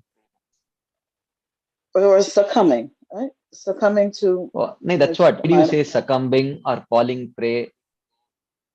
Why? I'm just trying to understand the rationale Oh, I behind the know what choice you're of your asking. words. I know what you're I know what you're trying to come to. Yeah, Yeah, okay. Yeah, all right. I guess you're answering my question. got your answer, Ramatri. Hmm. I think Okay, so. Hare Krishna. Thank you, Prabhu. Hare Krishna. Okay, there are some questions in the chat box also. Okay. Okay. Jyoti Mataji asks, what is spiritual envy? Of course, here in Indra's case, it is not spiritual envy. It is material envy only because, uh, you know, that knowledge is not really realized knowledge. He is not a pure devotee, Indra. So that is not exactly spiritual envy. But what is envy? We can discuss. That's a whole different topic of discussion that we will do later because it's not very directly connected to the topic on hand right now. Okay. So then, purification of false ego means establishing oneself as servant of servant kind of attitude, and Shraddha towards Krishna is undivided. Is my understanding correct? Yeah, that's the complete purification of false ego. Yeah, I agree. Okay, Vamshi Dhari Gopal Prabhu says, are Vishnudutas jivas who get Sarupya Mukti? Who are the Yamadutas then? Are they jivas who are supposed to help? Why they did not know the position of Yamaraj? Okay. Okay. So are Vishnudutas jivas who get Sarupya Mukti? Possible? Maybe. Whether they are Nitya Siddhas, Sadhana Siddhas, either could be possible. I have no idea. But they are certainly qualified people staying there. They are Siddhas, but what kind of Siddhas? Are they Sadhana Siddhas or Nitya Siddhas? I'm not aware. Probably both. They could be one of them also. Who are the Yamadutas? Are they jivas supposed to go to hell? I'm not aware. I don't know. They are jivas, that much I know. What is their qualification? Are they supposed to go to hell? Just like there are prisoners, and some of the prisoners are roped in to control the other prisoners. So is it like that? These Yamadutas themselves are supposed to suffer in hell, and Yamaraj has roped them to engage them in the role of Yamadutas. I don't know. So I am not aware. I have not read about it anywhere. So I cannot answer that question. I'm sorry. Okay. So, okay, I'm glad I took some Q&A now. Let me quickly go to the next position. I have to skip a lot of section, and because the next section is little interesting. Okay. So in the next section, he first describes what are these Paravastha forms. So we saw there are ordinary avatars, Leela avatars, and then there are amongst the Leela avatars, there are three which are called Paravastha because they exhibit exceptional qualities and power. So they are Krishna, Narasimha, and Rama. So of the avatars, these three are called as Paravastha forms. Paravastha forms. Okay. So he says, Srila Rupa Goswami here, he says,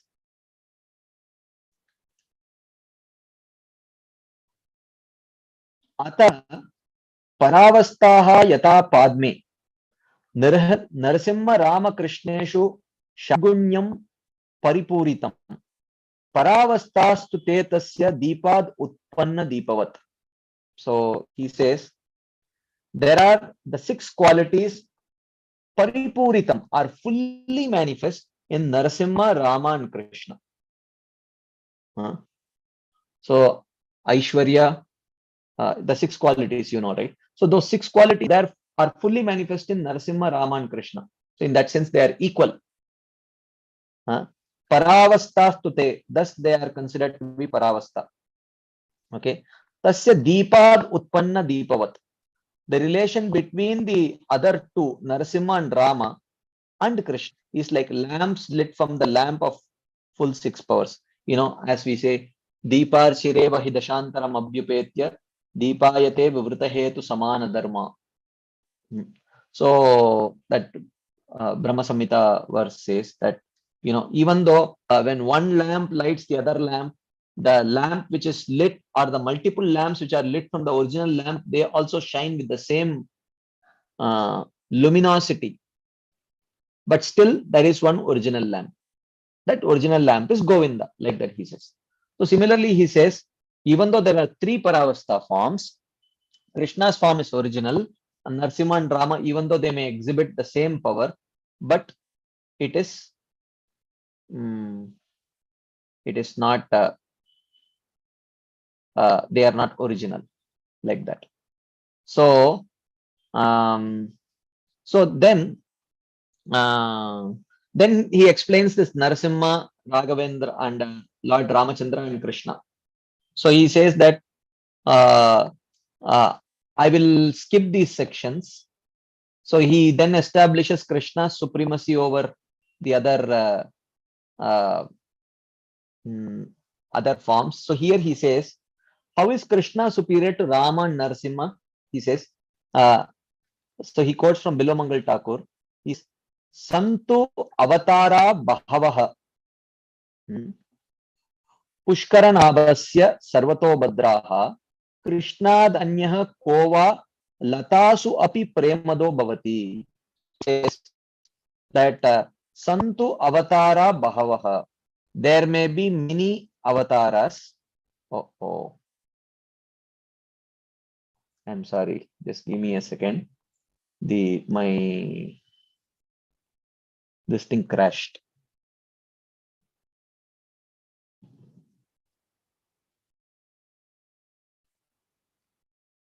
Okay, I may have to, because of lack of time, I may have to now actually do a quick recap of this section.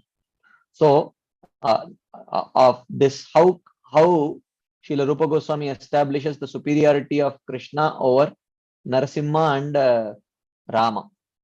Okay, so one argument that he gives is that I will not go over the individual verses. I'm sorry, I think I have not shared the screen. Let me share the screen. So I will not go over the individual verses. I will do a very quick summary so that we will get at least 5 minutes for submission. Okay, so so he says that if you see, only in Krishnavatara, even the creepers and trees, they have prema. That intense prema is seen only in Krishnavatara. So, and then he gives the example that when Lord Rama leaves Ayodhya, when he is thrown out of Ayodhya by Mother Kaikeyi, at that time, actually the trees and creepers of Ayodhya, they cry. Okay, they exhibit some feelings of separation. It is there in Ramayana. But in terms of Krishna, even when Krishna is there, the extent of prema that is exhibited by the creepers and trees is actually unimaginable. So this shows by manifesting such intense feelings of love even in trees and creepers. So but that is one of the reasons why Srila Rupa Goswami is mentioning that Krishna's form is superior to Lord Rama and Narasimha. Okay, so I will not go over the verses. I will share the slides with you. You can go over them. So, and then the next argument that he gives is that it was mentioned that the Paravastha forms have all 6 qualities in full. So if they have full 6 qualities in full, then how can Krishna be superior? So he says, let us, in order to establish this, we will present an a discussion between Maitreya and Parashara Muni from Vishnu Puran. Okay, I am just going to summarize the whole thing. So there is a discussion between Maitreya and Parashara Muni in Vishnu Puran. So Maitreya actually asked Parashara Muni that tell me one thing. The same soul appeared as Hiranyakashipu, Ravana, and Shishupal, right? But when he appeared as Hiranyakashipu and he was killed by Narasimha, he did not attain liberation, even though he got lot of opulence and lot of power, and he took birth as Ravana. But as Ravana, when he was killed by Lord Rama, he did not achieve liberation, but he got a very superior birth of the king of Chedi, which is Shishupal. But when Shishupal was killed by Krishna, he attained liberation. How is this possible? Okay, so this is the question asked. There is a very long discussion about this, but in essence, he concludes, Srila Parashar Muni, he says that look,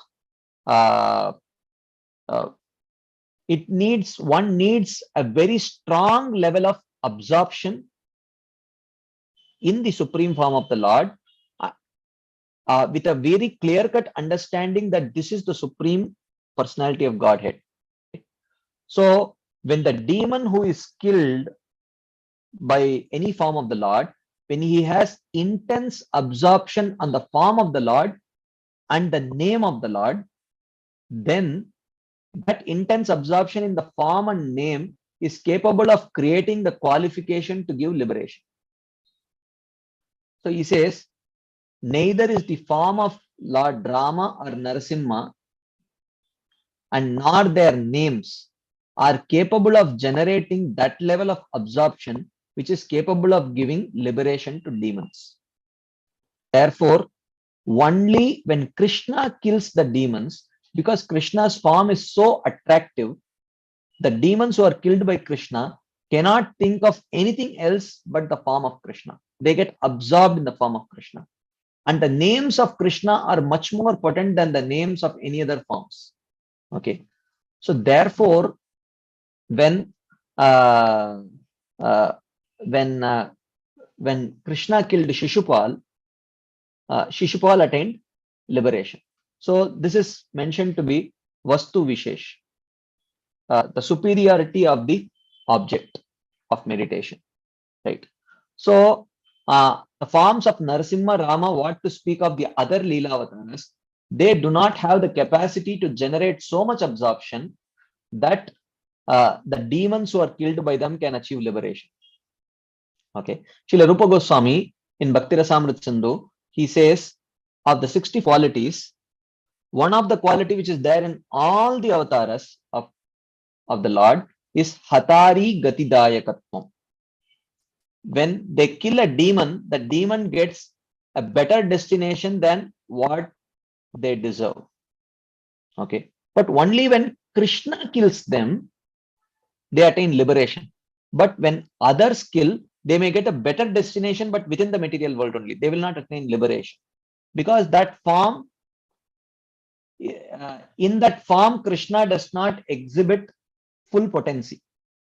Okay, this is in essence, what is described. I will not go into the details.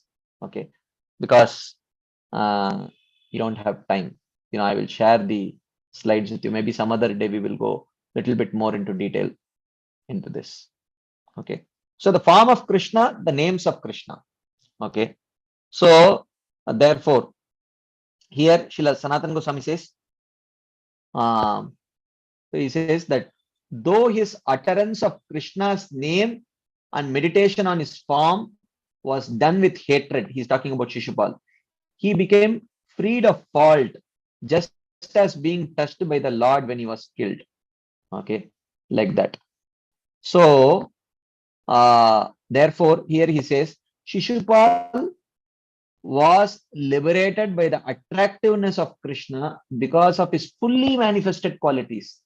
Because Narasimha and Rama did not manifest all those qualities, they did not liberate him even though they killed him. Okay. So now you all may say, foul, foul, foul. You know, you are giving undue credit to Krishna. Why?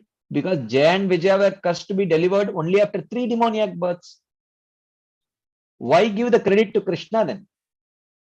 Yeah. So if you may say that if the order was changed, if first Krishna appeared and killed Shishupal, and second Narasimha appeared and killed Hiranyakashipu, and third Lord Ramachandra appeared and killed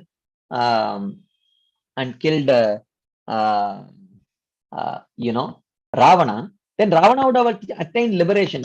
3 births was what was the deal. So therefore, you are giving undue credit to Krishna. When how many of you have this question? You can please raise your hands. How many of you, when this explanation was given, how many of you had this question? Right? At least few have raised your hands. Few more are raising their hands. Right? So okay. So yeah. So now here, this is a very important point that is being made here. Please be a little attentive. In the Vishnu Puran, Parashar does not mention that Jaya and Vijaya were associates of the Lord from Vaikuntha, but simply took 3 births to attain the Lord. Okay. So now the conversation is not between 2 ordinary devotees, right? Like you and me. This is between Parashar Muni and Maitreya, legends. Didn't they know that that Jaya and Vijaya were cursed to go back in 3 births? So won't it make very? So why would Maitreya get this question at all? That why only Shishupal got? Well, he might have told, yeah, that was the part of the curse. After 3 births, he was supposed to go back. But Maitreya still asked, why did only Shishupal attain liberation? And interestingly, in answering this, Maitreya glorifies Krishna and establishes his form and name to be much more superior and having the capacity to give that level of absorption which can give liberation. And he could have just told, oh, that was the curse. Why didn't he say that? Okay. So, therefore, he says, Ataha. This is a very important verse. Hear carefully. Ataha sarveshu kalpeshu na tau parshadajau matau anyata na tayoho pataha pratikalpam samanjasaha. Thus, one should not think that in all kalpas the associates of the Lord fall from Vaikuntha and become Hiranyakashipu. If they were always associates, it would not be proper to have them fall in every kalpa, because Krishna, Narasimha and Rama, all 3 of them are Kalpavatas. Every day of Brahma, they manifest. So that does not mean every day of Brahma, Jaya and Vijaya will fall down and take 3 births. This is not true. In one of the Kalpas, it happened. Or maybe in some Kalpas, it may happen. But it does not happen in every Kalpa. In every Kalpa, Jaya and Vijaya does not become Ravana, Kumbhakarna, Hiranyakashipu, Hiranyaksha, and Shishupal and Dantavakra. This is not true. Okay. So here, Srila Baladev Bhushan clarifies. In the Vishnu Puran, Parashar says that the 2 took 3 births without mentioning that they were previously associates of Lord in Vaikuntha. He could have told that, but he does not say that. Why? Thus, he does not consider that in every Kalpa or every day of Brahma, Jaya and Vijaya become demons in the material world. It would not be proper to say that being eternal associates of the Lord, they fall in every Kalpa from Vaikuntha. So every Kalpa, the eternal associates, why should they fall to this material world like that? So, so therefore he says, if one accepts the Kalpavataras appear in every Kalpa and fight with Jaya and Vijaya, who fall from Vaikuntha to perform fighting pastimes of the Lord, this would contradict the Lord's statements of affection for his devotee and statements concerning never returning from Vaikuntha. Yad gatvana nivartante taddama paramam mama. But here you see Jaya and Vijay, every day of Brahma they are falling down and taking back births 3 times. This cannot be true. Therefore, Srila Baladev Bhushan says, thus in every kalpa, the Lord performs fighting pastimes with real demons and not Jaya and Vijay. Their falling into the material world from Vaikuntha by the Lord's will alone is an occasional occurrence.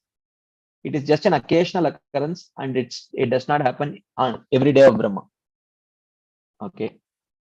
And then he gives further proofs to establish how only Krishna liberates the demons. But this does not mean only Krishna gives liberation. That's not what he is telling. So all the forms of the Lord are Sharanya Mukunda. Sharanya Mukunda means those who can give liberation to those who take share of them. Sharanya Mukunda. But only Krishna can give liberation even to enemies who are Nyak. Okay, and he gives many proofs. I will not get into the details because we are woefully running short of time. So, yeah. So therefore, he establishes Tasmat Trayanam Eva Ayam Sreshta iti Atra Vismayah. Kova Syat Natata Yasmat Swabhavo Anyatra Drishyate. So he says, therefore, of the 3 forms of Narasimha, Rama, and Krishna, Krishna is the best. This is not astonishing because the nature revealed in Krishna is not seen in the others. You know, the qualities in Krishna is not seen in others. Okay, anyways. Okay, I think, I will stop here and see if there are any quick discussion points or questions, because there is no end to it. We can keep on going. So if there are maybe some other day, we can, when the right opportunity comes, maybe I will take this part by part, because it was over ambitious on my part to actually, even attempt to do such a thing, because it is, you cannot do proper justice at all. So anyway, maybe some other time, but right now we will take some quick questions if there are any. Prahladanand. Thank you very much, Prabhuji. This falling of Jay and Vijay is very intriguing because, I also hear that in case of Bali Maharaj Prasang, when Narsim Bhagavan and Vaman Bhagavan was, defending, there's a mention of Jai Vijay there, that they were also protecting him. And yes. You know what is the explanation that is given? Srila Chakradhakur does explain it. Yeah, Sri Vishnu Chakradhakur says that Jaya and Vijaya also did not fall down; their expansions only came down. But originally Jaya and Vijaya were there. I mean, I'm very surprised that you noticed it actually. Because I never noticed it until I read the commentary. But then I thought, oh, yeah, how is it that Jaya Vijaya are mentioned here? So the explanation that Vishnu Chakradhakur gives is, just because Jaya and Vijaya asked, Krishna would not deprive Jaya and Vijaya of his own association in Vaikuntha. So he allowed an expansion of Jaya and Vijaya to go and take these 3 births. But Jaya and Vijaya in their original forms, they remained in Vaikuntha as doorkeepers. That is the explanation that is given. So that supports that Dham Paramama. Yeah. Correct. Dandavat Pranam Prabhu. Thank you very much. Hare Krishna. Dandavat Prabhu. Thank you. Sukakar Krishna Prabhu. This Jain, Dandavat Pranam Prabhu. So nice. Your class is so exhaustive. We really go deep and deep and deep, and we go into inside the ocean. And we don't feel like coming out. When you're really stopping, I feel why the glass got stopped. Okay, thank you. So wonderful. So this Jain Vijaya, 3 times they came, and then when Chaitanya Mahaprabhu came, they came as Jagai Mada. No? That was just on their own, like a friend they brought him, like that. Was it? What is it? Yeah. Another expansion of Jain Vijaya, they came and they acted as uh, uh, you know, as Jagai Madai, and then they attained perfection like that. So my question is, there are many devotees who are doing 30, 40 years in ISKCON, but they say that we are really afraid of the miserable material world. That's why we want to go back about it, so that no more birth, death, old age, disease. But actually, the real love for Krishna, truthfully, it is not there as we have for our son and daughter and grandson.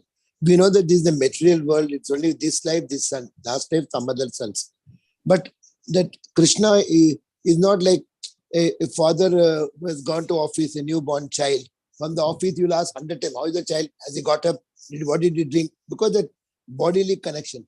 But with Krishna, we are not seen him, we are not been dealing with him. It's only through Katha we are listening. So that attachment is not there. That 24 hours we are remembering him. That's not coming. So what is the answer should I give? It will gradually come, Prabhu, because there is thick layer of conditioning, which is, both anartha nivritti has to happen and artha pravritti has to happen. Our material vasanas, material ego has to dissolve, and then the spiritual vasanas have to develop, and the spiritual ego has to blossom. So it is hiding there inside. Just when the thick layer of conditioning dissolves, then gradually over a period of time, it will manifest through sincere practice of Krishna consciousness. There are many devotees now, they went to Vrindavan for this Kartik Mena. They hear about Radha Bhav and Radha this one. So sometimes Prabhupada says, well, don't go so much into Radha Bhav, but some are really truthfully they are hearing more. So I wonder on that angle also, is it right to, because once you go to Vrindavan, there you can really get the Krishna Prem, what it is. What is the bhava of gopis and Krishna. And they say that the Manjaris, they don't want even Krishna. They don't want to be. They want to be just Manjari of Radharani, and they want to serve. See that Radharani is happy with Krishna, so they don't want to be like gopis. That so is it required to go more on Radha Rasas and this one and also? It is. Yeah, it is required, but not prematurely. So definitely hearing those esoteric Leela needs at least crossing the level of anartha nivritti and reaching Nishtha. So before that, hearing too much of that kind of esoteric Leela will definitely not be useful actually. Thank you, Arnab Prabhu. Fantastic. So nice, wonderful. Thank you. Mother Gabe. Hare Krishna.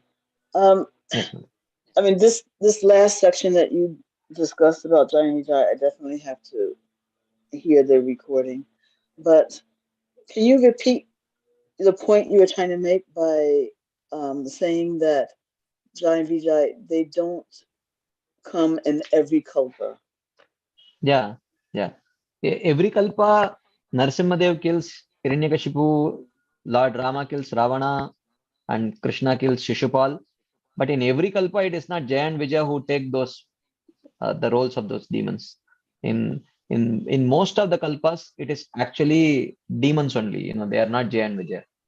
So therefore, the reason why this thing this was mentioned was, you may say that, oh, why give credit to Krishna? Because after 3 births anyway, Jaya and Vijaya were supposed to go back to the spiritual world. He says, no. Jaya and Vijaya do not come from the spiritual world in every kalpa of the supreme, every kalpa of Brahma. Maybe it's just an occasional occurrence.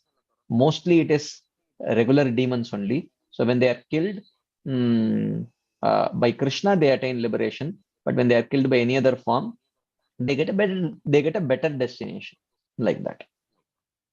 So, I mean, is it correct to say that the demons of Hiranyakashipu, Ravana, and so on, are they like posts? Not exactly like posts, but certainly there are particular prominent demons which the Lord comes and kills. I mean, they get, we refer to them by the same names in every kalpa. So in that sense, I'm asking. Yeah, I won't say. I mean, yeah, a different jiva may take that role of Ravana and Hiranyakashipu like that. But I don't. I mean, but I am not very sure if you could call them pose. I don't want to. As I if don't want it's to give them allotted. an exalted. I don't want to give them such an exalted type of, description. But it was just. I just meant that only that they're demons. Yeah.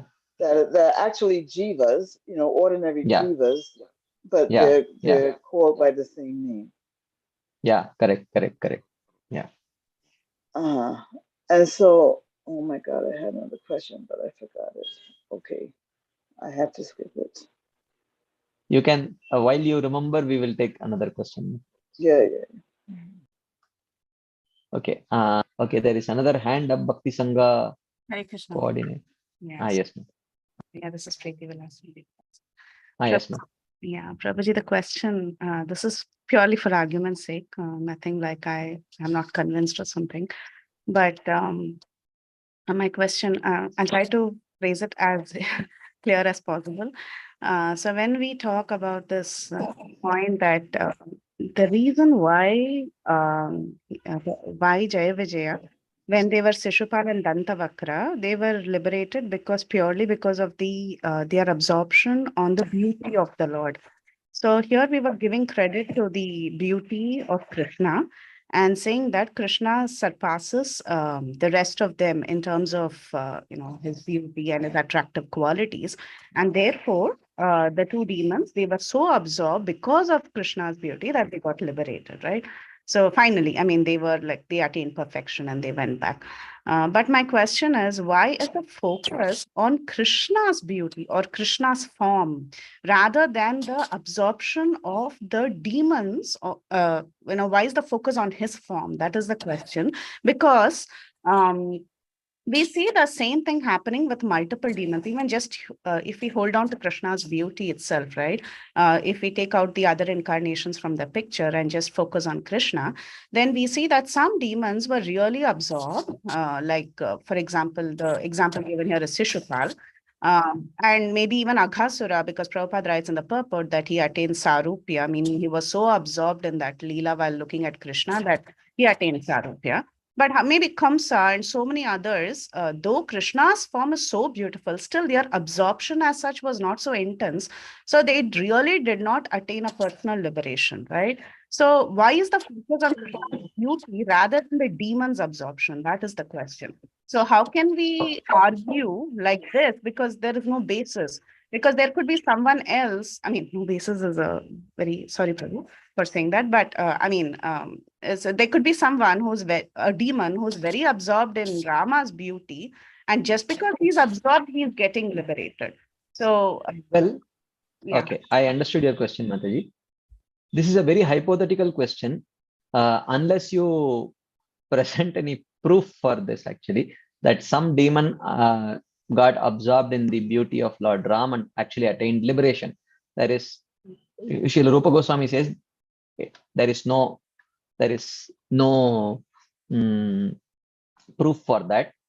And the second thing, Srila Rupa Goswami in Bhakti Rasamrita Sindhu very clearly mentions that all the demons, as long as they are demoniac, when they are killed by Krishna, they attain Sayujya Mukti only. And even those who seem to attain some Sarupya, he gives the example of Paundrak Vasudev in Bhakti Rasamrita Sindhu. Kechit prapyapi Sarupya abasam majjantihi tatsuke, he says in Bhakti Rasamrita Sindhu. He says some of them, like Paundrak Vasudev, may seem to attain a same form of the four-handed form, but still, while staying in Vaikuntha, they will experience the bliss of Sayujya Mukti only. So therefore, there is no significant credit in one sense given to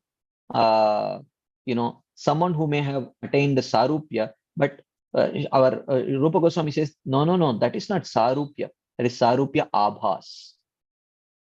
So, Putana then?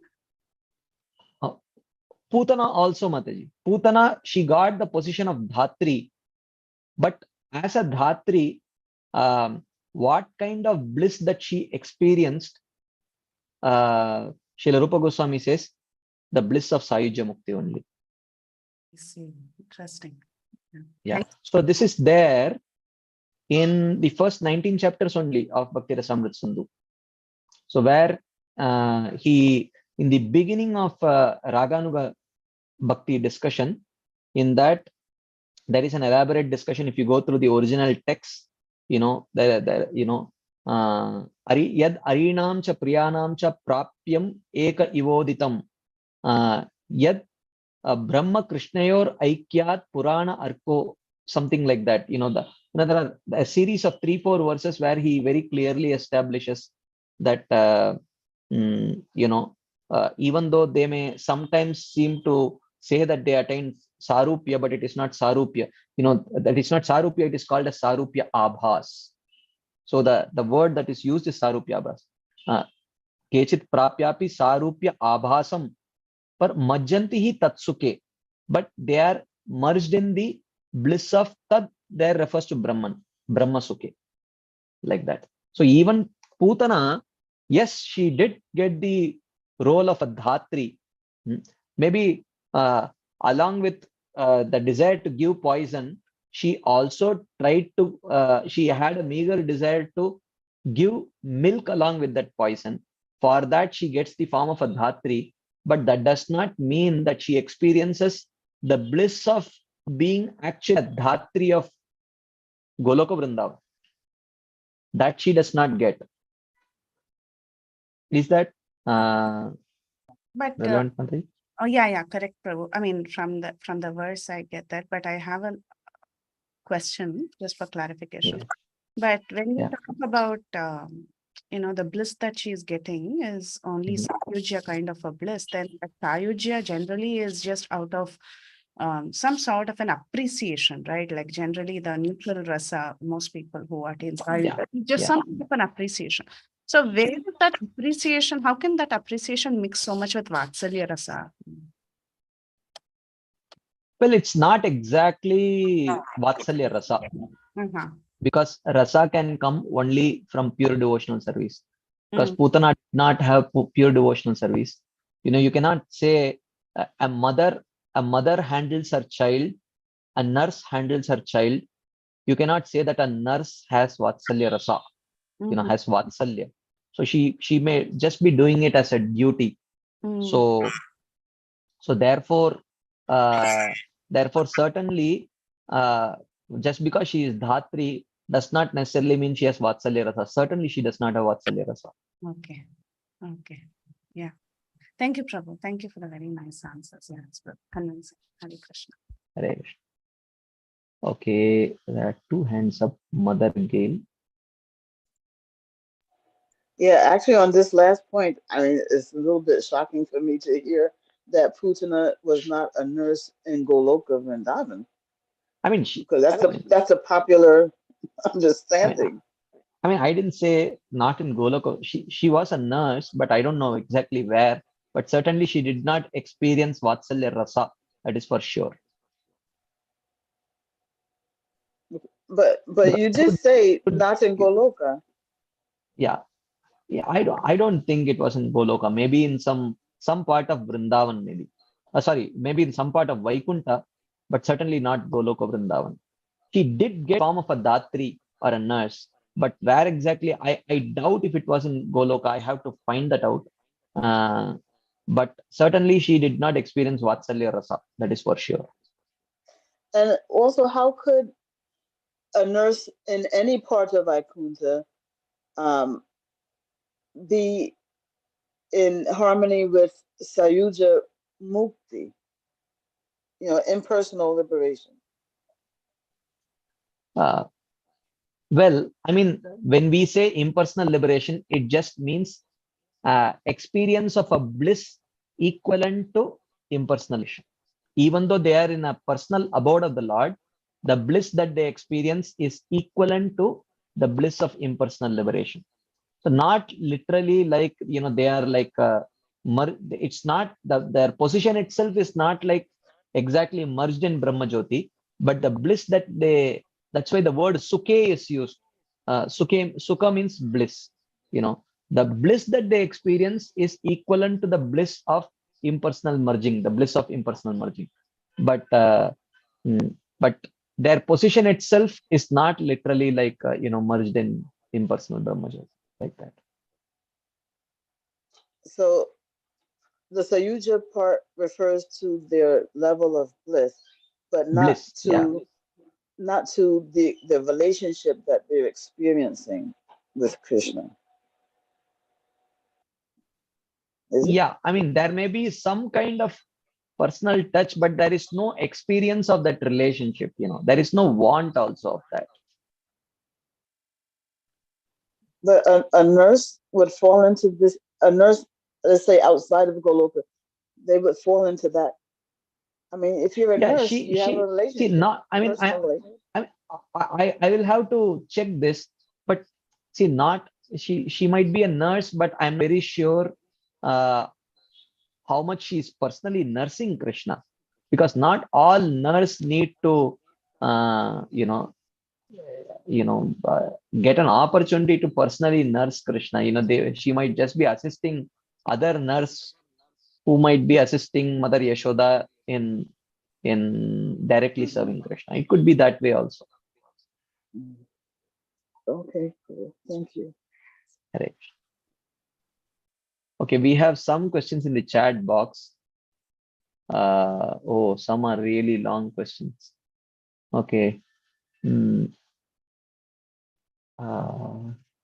Okay, can't they send their expansions to come in material world in every day of Brahma? Why would they do that? They can, but they don't. That's the point. Even the expansions would like to experience sweet pastimes with the Supreme Lord, so they don't do it.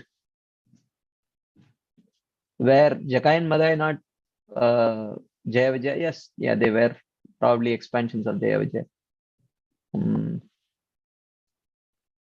Okay, Lalitangi Radha Mataji is quoting, I think this is Srila Prabhupada's purport, or maybe it's from Krishna book. According to the opinion of authorities, Kamsa attained Sarupya Mukti after death. That is to say, he attained the same form as Narayana. Okay, so let me tell you something. In that same section of Bhakti Rasamrit Sindhu, where Paundrak Vasudeva or Shrigala Vasudev, it's mentioned to attain Sarupya Abhas. Prabhupada does not get into the details of it, calling it as Sarupya Abhas. He just says Sarupya Mukti. So many times that Sarupya Abhas is just translated as Sarupya Mukti. So I will try to just maybe check the other commentaries. We do have Jiva Goswami, Sanatan Goswami, Vishwanath Chakravarti's commentaries. I will try to find out whether if exactly attained Sarupya Mukti, I doubt he would have attained Sarupya Mukti, because that would make Krishna very, very lacking discrimination actually. It's a long thing. I don't know if I'm going to read the whole thing, but I can check. Okay, let's see. I think Prabhu, that was more Lalitangi Mataji's comment to my statement that he attained. Yeah, it was not towards yours, Prabhu. It was towards my statement that he. She was just giving reference to what you spoke. Right. It was just a correction for me. Okay. One last question, Sukhakar Krishna Prabhu, and then we will end because I have another class now. Hare Krishna Prabhu. You told about this Sayujya Moksha. Sayujya Moksha is not permanent. No, they will again fall down. They will not be able to remain a permanent moksha. Sayujya. We did discuss this in our previous class, bro. This was the exact same point I discussed incidentally in the previous discussion. Actually, from Sayujya, they don't fall down. They fall from one step below Sayujya, which is called as the stage of being Jivan Mukta. And they fall down for particular reasons. If they give up that secondary practice of bhakti also, if they give up, then they fall down. But actually, they don't fall down from Brahmajyoti, but one step below Brahmajyoti, they can fall down. Oh. And Prabhu, one more question is, you told that nurse, she will not get a Dvasalya Bhav. Actually, in the Damodar Leela, when Yashodamaya was doing Manthan, Krishna got up, and as a normal child, he said that, why are you doing that? Actually, Krishna himself is there, but still she's doing for Krishna. And then he's stopping that Manthan and telling, come, I want to drink milk.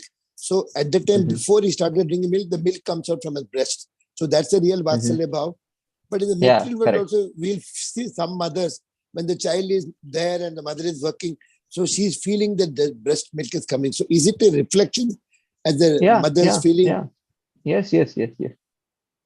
Yeah. So that means that Putana wouldn't have all those things. She wouldn't have, she's just a nurse. She got that because of the blessing of Krishna. Yeah. So it was that. Yeah. Correct. Thank you, Prabhu. Just a word. Thank you. Hare Krishna. Thank you. Thank you all very much for your patient listening and your enthusiastic participation. We will, maybe if I get an opportunity, if the topic is somewhat connected, maybe the later parts of Bhagavatamrita also, maybe part by part, little, maybe sometime we can take, it's a useful discussion. Thank you very much. Srila Prabhupada ki jai. Srimad Bhagavatam ki jai. Thank you all.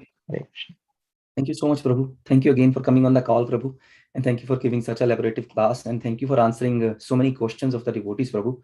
Dear devotees, as Prabhu said, he has another class. So let us pay our obeisances to Prabhuji.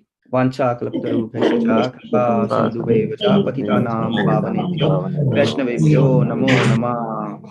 Granthra Srimad Bhagavatam ki jai. Jagadguru Srila Prabhupada ji ki jai. His Grace Balaram Shakti Prabhu ji ki jai.